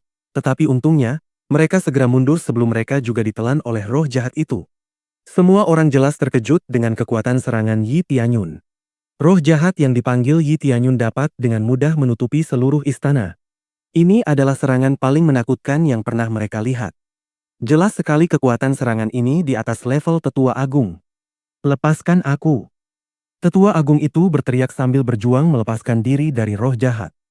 Dia mengayunkan kapak ilahi bintangnya berulang kali, tetapi serangan itu segera ditelan oleh kegelapan tak berujung yang datang dalam wujud roh jahat. Tetua agung itu bahkan menghujani roh jahat dengan serangan terkuat yang bisa dia kerahkan. Tetapi itu hanya membuka sedikit celah dari roh jahat yang mengelilinginya, dan roh jahat itu dengan cepat mengelilinginya lagi. Sementara itu, serangan Yi Tianyun bahkan telah menelan seluruh ruangan dan mulai menyelimuti langit di atas mereka seolah-olah roh jahat itu mencoba menelan bumi itu sendiri. Ya Tuhan! Bahkan langit pun ditelan. Teriak tetua itu, penuh keterkejutan saat mereka beranjak keluar ruangan. Mereka baru saja terpesona oleh kekuatan tetua agung itu. Tetapi sekarang mereka gemetar ketakutan menghadapi kekuatan Yi Tianyun. Namun, serangan Yi Tianyun tidak berlangsung lama karena roh jahat diserap kembali ke pedang ilahi roh jahat. Cahaya kembali ke aula, dan semuanya tampak normal, seolah-olah tidak terjadi apapun di aula sejak awal. Hanya tetua agung yang tampak berbeda saat ia terduduk lemas di tanah dengan wajah pucat setelah menerima serangan Yi Tianyun. Ia masih hidup, tetapi jelas bagi semua orang bahwa ia tidak lagi mampu bertarung karena tetua agung mengerang kesakitan. Sama seperti tetua ketiga di sampingnya. Orang-orang terus berpikir bahwa Yi Tianyun tidak akan mampu mengalahkan tetua agung meskipun dia mungkin lebih kuat dari tetua ketiga. Tetapi ternyata tidak demikian. Serangan Yi Tianyun barusan jelas lebih kuat daripada serangan yang dilancarkannya terhadap tetua ketiga. Itu sangat berbeda dari serangan sebelumnya. Tetapi hal yang membuat seluruh aula terdiam adalah kenyataan bahwa tetua agung dikalahkan dengan begitu mudah. Tetua agung dan Yi Tianyun menyerang bersamaan, tetapi serangan tetua agung sama sekali tidak mengenai Yi Tianyun. Jelas bahwa serangan Yi Tianyun jauh lebih kuat daripada serangan tetua agung. Namun demikian, semua orang tahu bahwa Yi Tianyun tidak menyerang tetua agung dengan niat membunuh karena tetua agung seharusnya sudah mati jika Yi Tianyun menginginkannya. Kekuatan bintang kalian memang bagus, tapi itu tidak cukup untuk menjangkauku. Kalian berdua akan ditelan oleh roh jahat perlahan-lahan, dan jiwa kalian akan terkikis seiring waktu. Kuharap kalian akan bertobat dari dosa kalian di kehidupan selanjutnya, kata Yi Tianyun dingin. Lalu dia menyimpan pedang ilahi roh jahat dan memandang semua orang dengan acuh tak acuh. Dia bukan hanya sombong, karena dia memiliki kekuatan untuk membuktikannya. Semua orang menyadari bahwa Yi Tianyun tidak pernah menganggap siapapun dari mereka sebagai ancaman karena dia hanya mempermainkan mereka sejak awal. Yi Tianyun dengan mudah mengalahkan tetua agung. Apakah itu berarti dia lebih kuat dari tetua agung? Jika demikian, apakah itu berarti Yi Tianyun telah mencapai tahap Raja Suci? Jika itu juga benar, maka itu berarti Xing Chen memiliki seorang putra yang telah mencapai tahap Raja Suci di usia yang sangat muda. Semua orang tercengang hanya dengan fakta-fakta ini. Dan Jiao Linghe pun tidak terkecuali. Yi Yuanlong bahkan lebih tercengang lagi karena cucunya ternyata lebih kuat darinya. Jelas sekali bahwa baik Yi Yuanlong maupun Jiao Linghe sejak awal tidak cukup mempercayai Yi Tianyun. Namun, perhatian semua orang kembali tertuju pada tetua ketiga dan tetua agung yang terus berteriak ketakutan. Tak mampu menahan rasa sakit akibat jiwa mereka dilahap oleh roh jahat. Roh jahat itu meluangkan waktu untuk melahap jiwa mereka. Jelas, Yi Tianyun mengendalikan roh jahat untuk melakukan itu karena semua orang tahu bahwa roh jahat bisa saja melahap jiwa mereka sekaligus. Tuan keluarga, selamatkan kami, teriak tetua ketiga sambil berusaha bangkit. Wajahnya sudah membeku karena kesakitan. Keringat dingin membasahi lantai di bawahnya saat ia terus berusaha melindungi jiwanya dari roh jahat. Ia mencoba merangkak menuju Suo Kaifeng karena tak tahan lagi menahan rasa sakit. Sebelumnya, ia hanya akan melakukan apa saja untuk tetap hidup. Tetapi sekarang, bahkan kematian pun akan menjadi rahmat. Kau setuju untuk duel maut. Karena itu, aku tidak punya wewenang untuk memutuskan apa yang akan terjadi padamu. Suo Kaifeng berkata dengan acuh tak acuh sambil menyembunyikan emosinya kepada tetua ketiga. Sejak kebenaran terungkap, Suo Kaifeng tidak lagi peduli pada tetua ketiga dan tetua agung karena apa yang telah mereka lakukan di masa lalu benar-benar menjijikan. Tentu saja, jika Yi Yuanlong menyerang kedua orang ini, Yi Yuanlong harus dihukum karena telah menyerang keluarganya sendiri. Tetapi karena Yi Tianyun bukan bagian dari faksi tersebut, dia bisa meminta duel maut untuk menegakkan keadilan. Yi Tianyun menatap Suo Kaifeng dan mengangguk padanya. Jika Suo Kaifeng ingin kedua orang ini dibunuh seketika, Yi Tianyun pasti sudah melakukannya. Tetapi karena menyadari Suo Kaifeng tidak peduli, Yi Tianyun ingin menyiksa kedua orang ini sedikit lebih lama. Yi Tianyun bukanlah orang yang kejam, tetapi untuk kedua orang yang membenarkan tindakan meracuni seorang pria dan bahkan anak pria itu, Yi Tianyun tidak ingin menunjukkan belas kasihan sedikit pun. Bab 718. Sikap acuh tak acuh Suo Kaifeng mengejutkan semua orang karena tindakan pemimpin keluarga yang membiarkan dua tetua terbaiknya mati patut dipertanyakan. Namun, itu dilakukan dalam pertandingan maut yang adil. Pada saat yang sama, orang-orang mulai bertanya-tanya apakah negara ilahi penyegel surga akan menerima pukulan lain sekarang setelah dua tetua terkuat mereka berada dalam keadaan seperti ini. Tetua Agung memiliki potensi untuk menembus ke tahap Raja Suci, dan sekarang karena dia tidak bisa melakukannya lagi, bangsa ilahi penyegel surga harus menunggu lama untuk memiliki seseorang dengan potensi yang sama. Tuan keluarga, tolong selamatkan ayahku. Putra Tetua Agung bergegas menghampiri Suo Kaifeng karena ia tak tahan lagi melihat ayahnya. Ya Tuhan keluarga, tolong selamatkan Tetua Agung. Kami bersedia membayar harga untuk itu. Banyak orang dari keluarga Tetua Agung maju untuk memohon belas kasihan bagi Tetua Agung. Mereka berlutut di depan Tuhan keluarga untuk memohon belas kasihannya.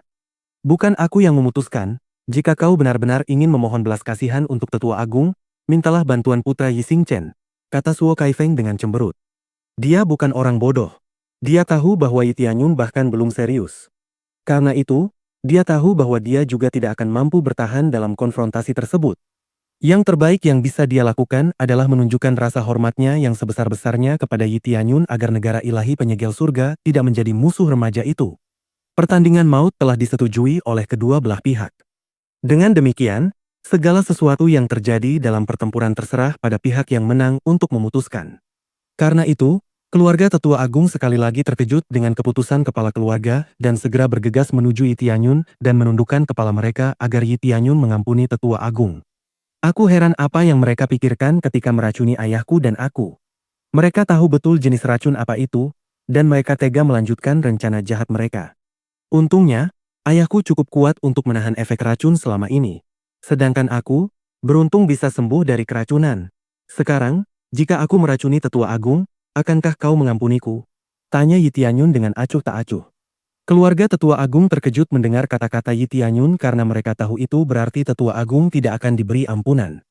Beban dosa Tetua Agung terhadap keluarga Yi Tianyun tidak membuatnya mendapatkan ampunan Yi Tianyun hari ini.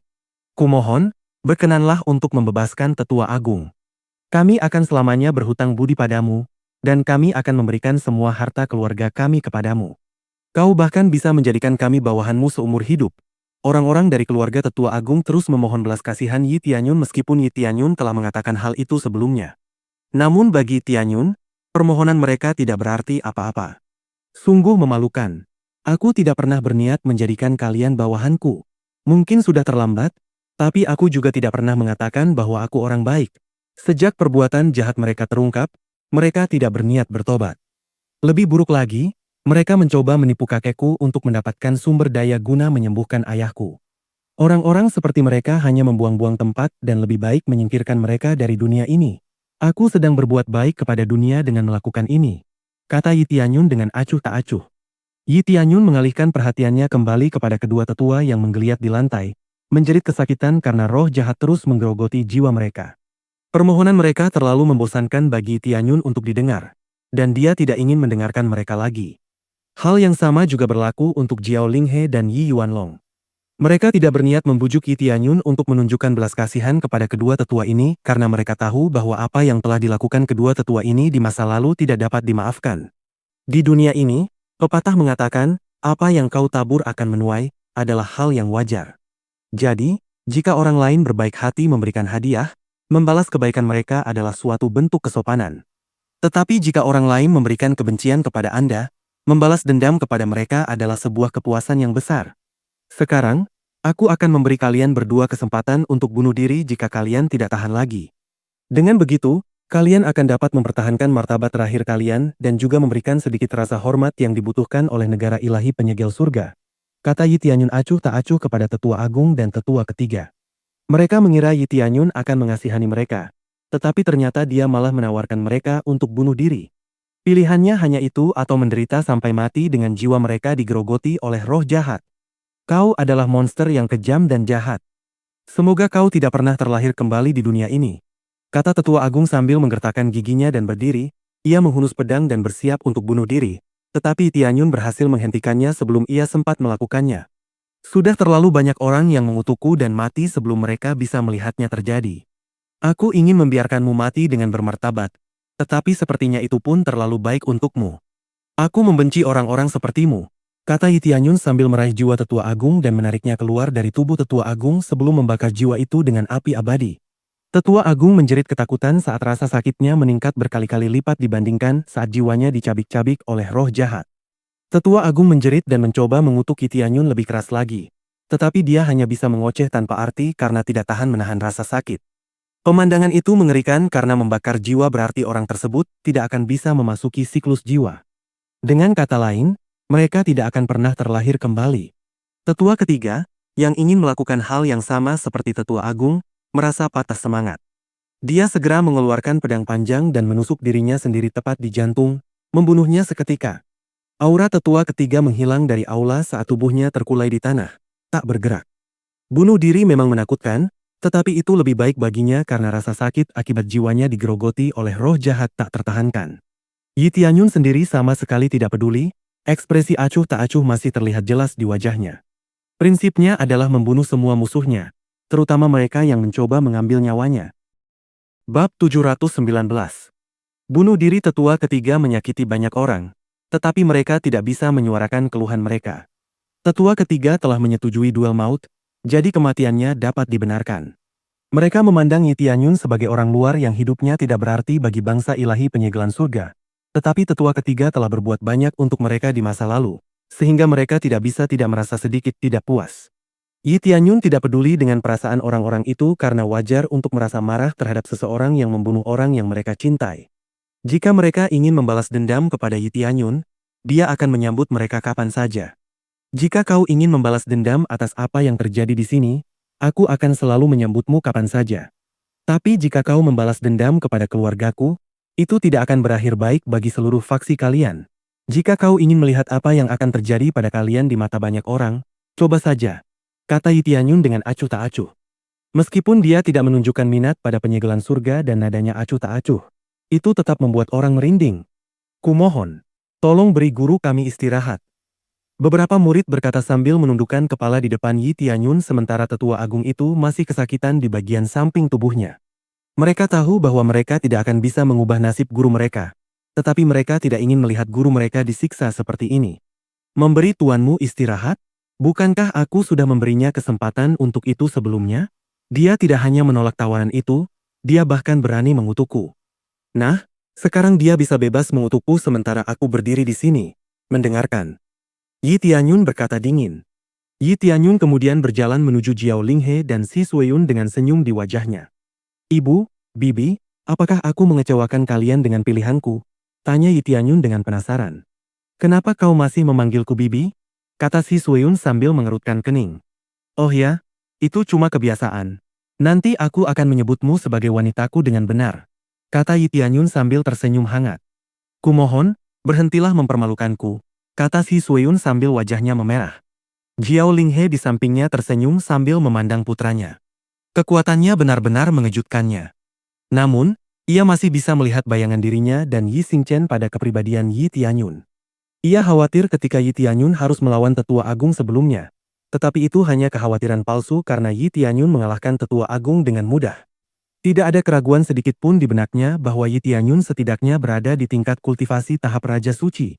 Para tetua dan murid dari negara ilahi penyegel langit tidak dapat menahan rasa marah dan malu pada saat yang bersamaan karena tetua agung mereka masih disiksa sementara orang yang bertanggung jawab atas hal tersebut malah berbicara dan tertawa bersama keluarganya. Tetapi emosi mereka tidak berarti apa-apa karena mereka tahu bahwa mereka tidak dapat mengalahkan Yi Tianyun bahkan jika mereka semua bersekongkol melawannya. Yi Wanlong menghela napas dan mendekati Yi Tianyun. Anakku, biarkan tetua agung beristirahat sekarang. Itu sudah cukup. Ucapnya dengan senyum sedih di wajahnya. Dia masih bagian dari bangsa ilahi penyegel surga, jadi dia tahu bahwa semua orang tidak akan suka melihat tetua agung disiksa seperti ini. Karena kakek yang meminta, aku akan melakukan apa yang kau katakan. Yi Tianyun berkata sambil menjentikan jarinya, dan tetua agung itu langsung terbakar, tanpa meninggalkan jejak. Seluruh aula menjadi sunyi begitu tetua agung meninggal. Tubuh tetua agung juga mulai terbakar dan hanya menyisakan tumpukan abu setelah beberapa saat. Jiwanya telah pergi, dan tubuhnya hangus menjadi abu. Tetua agung tidak meninggalkan apapun. Yi Tianyun tidak menyalahkan kakeknya karena dia mengerti bahwa Yi Yuanlong tidak dapat membantu Yi Xingchen maupun Jiao Linghe di masa lalu karena tekanan dari faksi tersebut.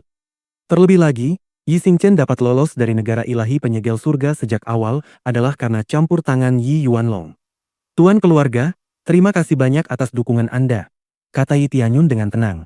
Dia tahu bahwa jika Suo Kaifeng ikut campur dalam pertarungan maut itu lebih awal, Yi Tianyun akan dihadapkan pada pilihan yang sulit. Ada alasan di balik segala sesuatu, dan tindakan mereka di masa lalu adalah sesuatu yang tak termaafkan. Pilihan untuk mengadakan pertandingan maut juga merupakan alasan yang dapat dibenarkan. Oleh karena itu, menyetujui salah satunya berarti kedua belah pihak bersedia mengorbankan nyawa mereka, kata Suo Kaifeng dengan tenang. Semua orang terkejut dengan ucapan ketua keluarga. Mereka mengira Suo Kaifeng tidak akan setuju dengan cara Yi Tianyun menyiksa tetua agung dan tetua ketiga. Tetapi yang mengejutkan, dia tampaknya tidak keberatan. Akibatnya, semua orang mulai mempertimbangkan kembali perasaan mereka tentang semua ini. Jelas, mereka tidak bisa langsung menerima ucapan ketua keluarga, karena sungguh menyakitkan hati mereka melihat tetua agung mereka disiksa sebelumnya. Yi Tianyun mengangguk. Dia mengerti apa yang dipikirkan Suo Kaifeng. Akan lebih baik untuk melepaskan kedua tetua itu jika Yi Tianyun bersedia bergabung dengan negara ilahi penyegel surga, atau setidaknya bersedia mengisi kekosongan. Keluarga saya, kalian semua telah bekerja keras selama ini, dan sekarang kita menyakiti diri sendiri karena keras kepala untuk mempertahankan garis keturunan kita. Kekuatan dalam keluarga kita sudah melemah. Karena itu, kekuatan itu tidak lagi memiliki nilai yang valid. Ini adalah kesalahan kita, dan kita harus memperbaikinya untuk generasi mendatang, agar mereka tidak melakukan kesalahan yang sama seperti yang kita lakukan. Suo Kaifeng berkata dengan sungguh-sungguh kepada semua anggota faksinya. Adapun Yi Tianyun, kau masih memiliki darah Raja Dewa Penyegel Langit di dalam dirimu. Jika kau bersedia kembali ke negara Dewa Penyegel Langit, aku akan selamanya berterima kasih, dan aku yakin ayahmu juga akan senang. Untuk menebus kesalahan masa lalu yang telah dilakukan tetua kita kepadamu, aku bersedia memberikan inti darah Phoenix Kerajaan dan rumput Dewa Wangi Surgawi. Suo Kaifeng berkata dengan sungguh-sungguh kepada Yi Tianyun. Semua orang terkejut karena penguasa keluarga bersedia memberikan kompensasi berupa sumber daya berharga tersebut, hanya untuk membujuk Yi Tianyun agar bergabung dengan negara ilahi penyegelan surga. Yi Tianyun sudah memperkirakan hal itu, karena dia telah menunjukkan kekuatannya sebelumnya sehingga Suo Kaifeng tahu bahwa dia tidak boleh membiarkan Yi Tianyun pergi. Bangsa ilahi penyegel langit telah jatuh. Mereka tidak lagi memiliki sosok jenius yang dapat mendorong reputasi faksi kembali untuk bersaing dengan faksi lain. Di sisi lain, Yi Yuanlong juga menatap Yi Tianyun sambil berharap Yi Tianyun dan Yi Xingchen dapat kembali ke negara ilahi penyegelan surga. Bagaimanapun, ini adalah rumah mereka. Meskipun mereka telah mengalami pengalaman mengerikan di masa lalu, fakta bahwa negara ilahi penyegelan surga adalah rumah mereka tidak akan pernah berubah. Bab 720. Tawaran Suo Kaifeng untuk Yi Tianyun menimbulkan ketidakpuasan di antara faksi tersebut. Tetapi mereka tahu bahwa negara ilahi penyegel surga akan mendapatkan lebih banyak kejayaan dan pengakuan jika Yi Tianyun bergabung dengan mereka. Dia sudah memiliki kekuatan yang menakutkan yang dengan mudah melampaui dua tetua terbaik mereka. Jadi dia akan dengan mudah menjadi tetua agung begitu dia bergabung. Namun, hal itu membuat sebagian dari mereka frustrasi karena Yi Tianyun masih remaja. Secara penampilan, ia bahkan belum berusia 20 tahun. Tetapi ia sudah mencapai tahap Raja Suci. Aku tidak bisa memutuskan apapun sampai ayahku bangun, kata Yi Tianyun acuh tak acuh. Dia tidak ingin bergabung dengan negara ilahi penyegel langit karena dia tidak memiliki kesan yang baik tentang mereka. Selain itu, dia sudah sibuk dengan kekaisaran awan surgawi, jadi dia merasa tidak punya waktu untuk bergabung dengan faksi lain. Namun demikian, Yi Tianyun perlu mengetahui apa yang akan dipikirkan ayahnya tentang semua ini sebelum dia mengambil keputusan. Tentu saja, kita harus membangunkannya apapun yang terjadi, kata Suo Kaifeng sambil berjalan menuju peti mati dan memeriksa Yi Xiangchen sendirian. Ini memang racun haus darah. Selain efeknya yang mengerikan, racun ini juga sulit dideteksi, katanya dengan kerutan di wajahnya. Dia tidak percaya Tetua Agung dan Tetua Ketiga dapat menemukan racun seperti itu sendiri dan bahkan tega menggunakannya pada Yi Xiangchen. Racun ini akan membakar esensi darah di dalam tubuh korban dengan sangat cepat sehingga mereka akan mati dalam hitungan hari setelah racun haus darah beredar di dalam tubuh mereka. Dan setetes kecil racun ini saja sudah cukup untuk melakukan hal itu. Racun itu sudah meresap ke dalam tubuhnya. Aku yakin itu berasal dari pedang penyerang saat itu. Kita bahkan tidak tahu tentang keracunan itu sampai kita selamat sampai di hutan tulang terpencil. Penawar biasa untuk penyakit esensi darah tidak berhasil. Aku ingin menemukan penawar yang lebih baik, tetapi aku tidak bisa karena Yi Xingchen tidak lagi aman untuk ditinggalkan sendirian. Jiao Linghe berkata dingin. Dia masih sangat membenci Tetua Ketiga dan Tetua Agung sehingga kematian mereka belum cukup baginya. Mereka meninggalkan negara ilahi penyegel surga untuk memulai keluarga, tetapi mereka tidak pernah menyangka negara ilahi penyegel surga akan memperlakukan mereka seperti penjahat dan memburu mereka. Mereka bahkan sampai menggunakan racun keji terhadap kerabat mereka sendiri. Mereka tidak puas hanya dengan meracuni Yi Xingchen. Mereka bahkan sampai menyentuh Yi Tianyun yang baru lahir saat itu. Kita tidak melakukan kesalahan apapun, dan bahkan jika kita telah melakukan kesalahan, kita tidak pantas menerima hal seperti ini, kata Jiao Linghe dingin. Semua orang terdiam karena semua yang dikatakan Jiao Linghe tidak salah. Kedua tetua itu jelas terlalu dibutakan oleh keserakahan sehingga hati nurani mereka membiarkan mereka melakukan hal itu. Ini kesalahan saya karena ketidakmampuan saya mengurus para tetua. Tapi tidak apa-apa. Mereka sudah meninggal sekarang, dan sudah waktunya untuk menyembuhkan Yi Xingchen. Tapi sayangnya kita tidak memiliki rumput penghisap darah dan inti darah Phoenix kerajaan. Kita hanya memiliki rumput Dewa Wangi Surgawi, kata Suo Kaifeng dengan sungguh-sungguh. Aku baru saja mendapatkan rumput penghisap darah, kata Jiao Linghe sambil mengeluarkan rumput penghisap darah dari cincin penyimpanannya. Kita berada dalam dilema, esensi darah Phoenix kerajaan sulit didapatkan. Di dunia bawah, nilainya setara dengan 3 alat suci tingkat tinggi, tetapi kurasa kita tidak bisa mendapatkannya dalam waktu dekat. Satu-satunya pilihan lain adalah berdagang dengan klan Phoenix sendiri, tetapi esensi darah Phoenix kerajaan sangat berharga bagi mereka, dan aku tidak tahu berapa banyak yang akan mereka minta untuk itu, kata Suo Kaifeng dengan cemberut di wajahnya. Jika itu adalah esensi darah Phoenix kerajaan, aku pasti memilikinya. Yi Tianyun berkata dengan santai sambil mengeluarkan esensi darah Phoenix kerajaan dari cincin penyimpanannya. Dia pernah menggunakan satu sebelumnya dan menyimpan setetes lagi untuk berjaga-jaga jika dibutuhkan nanti. Tetapi dia tidak pernah menyangka akan menggunakannya pada ayahnya sendiri. Ini benar-benar sari darah Phoenix kerajaan. Bagaimana kau mendapatkannya? Tanya Suo Kaifeng penasaran dengan ekspresi terkejut di wajahnya. Semua orang juga menunjukkan ekspresi yang sama karena benda itu memang sangat berharga. Aku pernah membantu klan Phoenix di masa lalu, dan mereka memberiku inti darah Phoenix kerajaan sebagai hadiah, kata Yi Tianyun dengan acuh tak acuh. Semua orang bingung karena tidak mungkin klan Phoenix akan memberi hadiah berupa esensi darah Phoenix kerajaan hanya karena membantu mereka. Bahkan jika itu benar, klan Phoenix pasti berada dalam situasi yang cukup baik untuk memberikan hadiah seperti itu. Semua orang mulai berpikir bahwa Yi Tianyun pasti memiliki hubungan baik dengan klan Phoenix. Jiao Linghe teringat pada Phoenix biru yang dipanggil Yi Tianyun sebelumnya dan tersenyum sendiri. Phoenix biru adalah pertanda bahwa putranya memiliki hubungan baik dengan klan Phoenix. Tetapi dia tidak perlu memberitahu siapapun tentang hal itu. Bagus. Jadi kita bisa langsung memulai pemurnian pil, kata Yuan Long dengan gembira. Dia terkejut dengan pencapaian cucunya, tetapi Yi Xingchen tetap menjadi prioritas utamanya saat ini. Nah, itu masalah lain.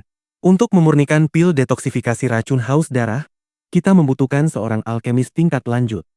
Namun, mengingat kita tidak memiliki sumber daya cadangan, kita membutuhkan seorang alkemis tingkat master untuk memastikan proses pemurniannya berhasil, kata Suo Kaifeng sambil mengerutkan kening.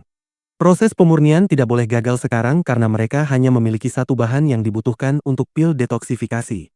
Jika gagal, salah satu bahan akan hilang, dan peluang mereka untuk mendapatkan bahan berikutnya sangat kecil.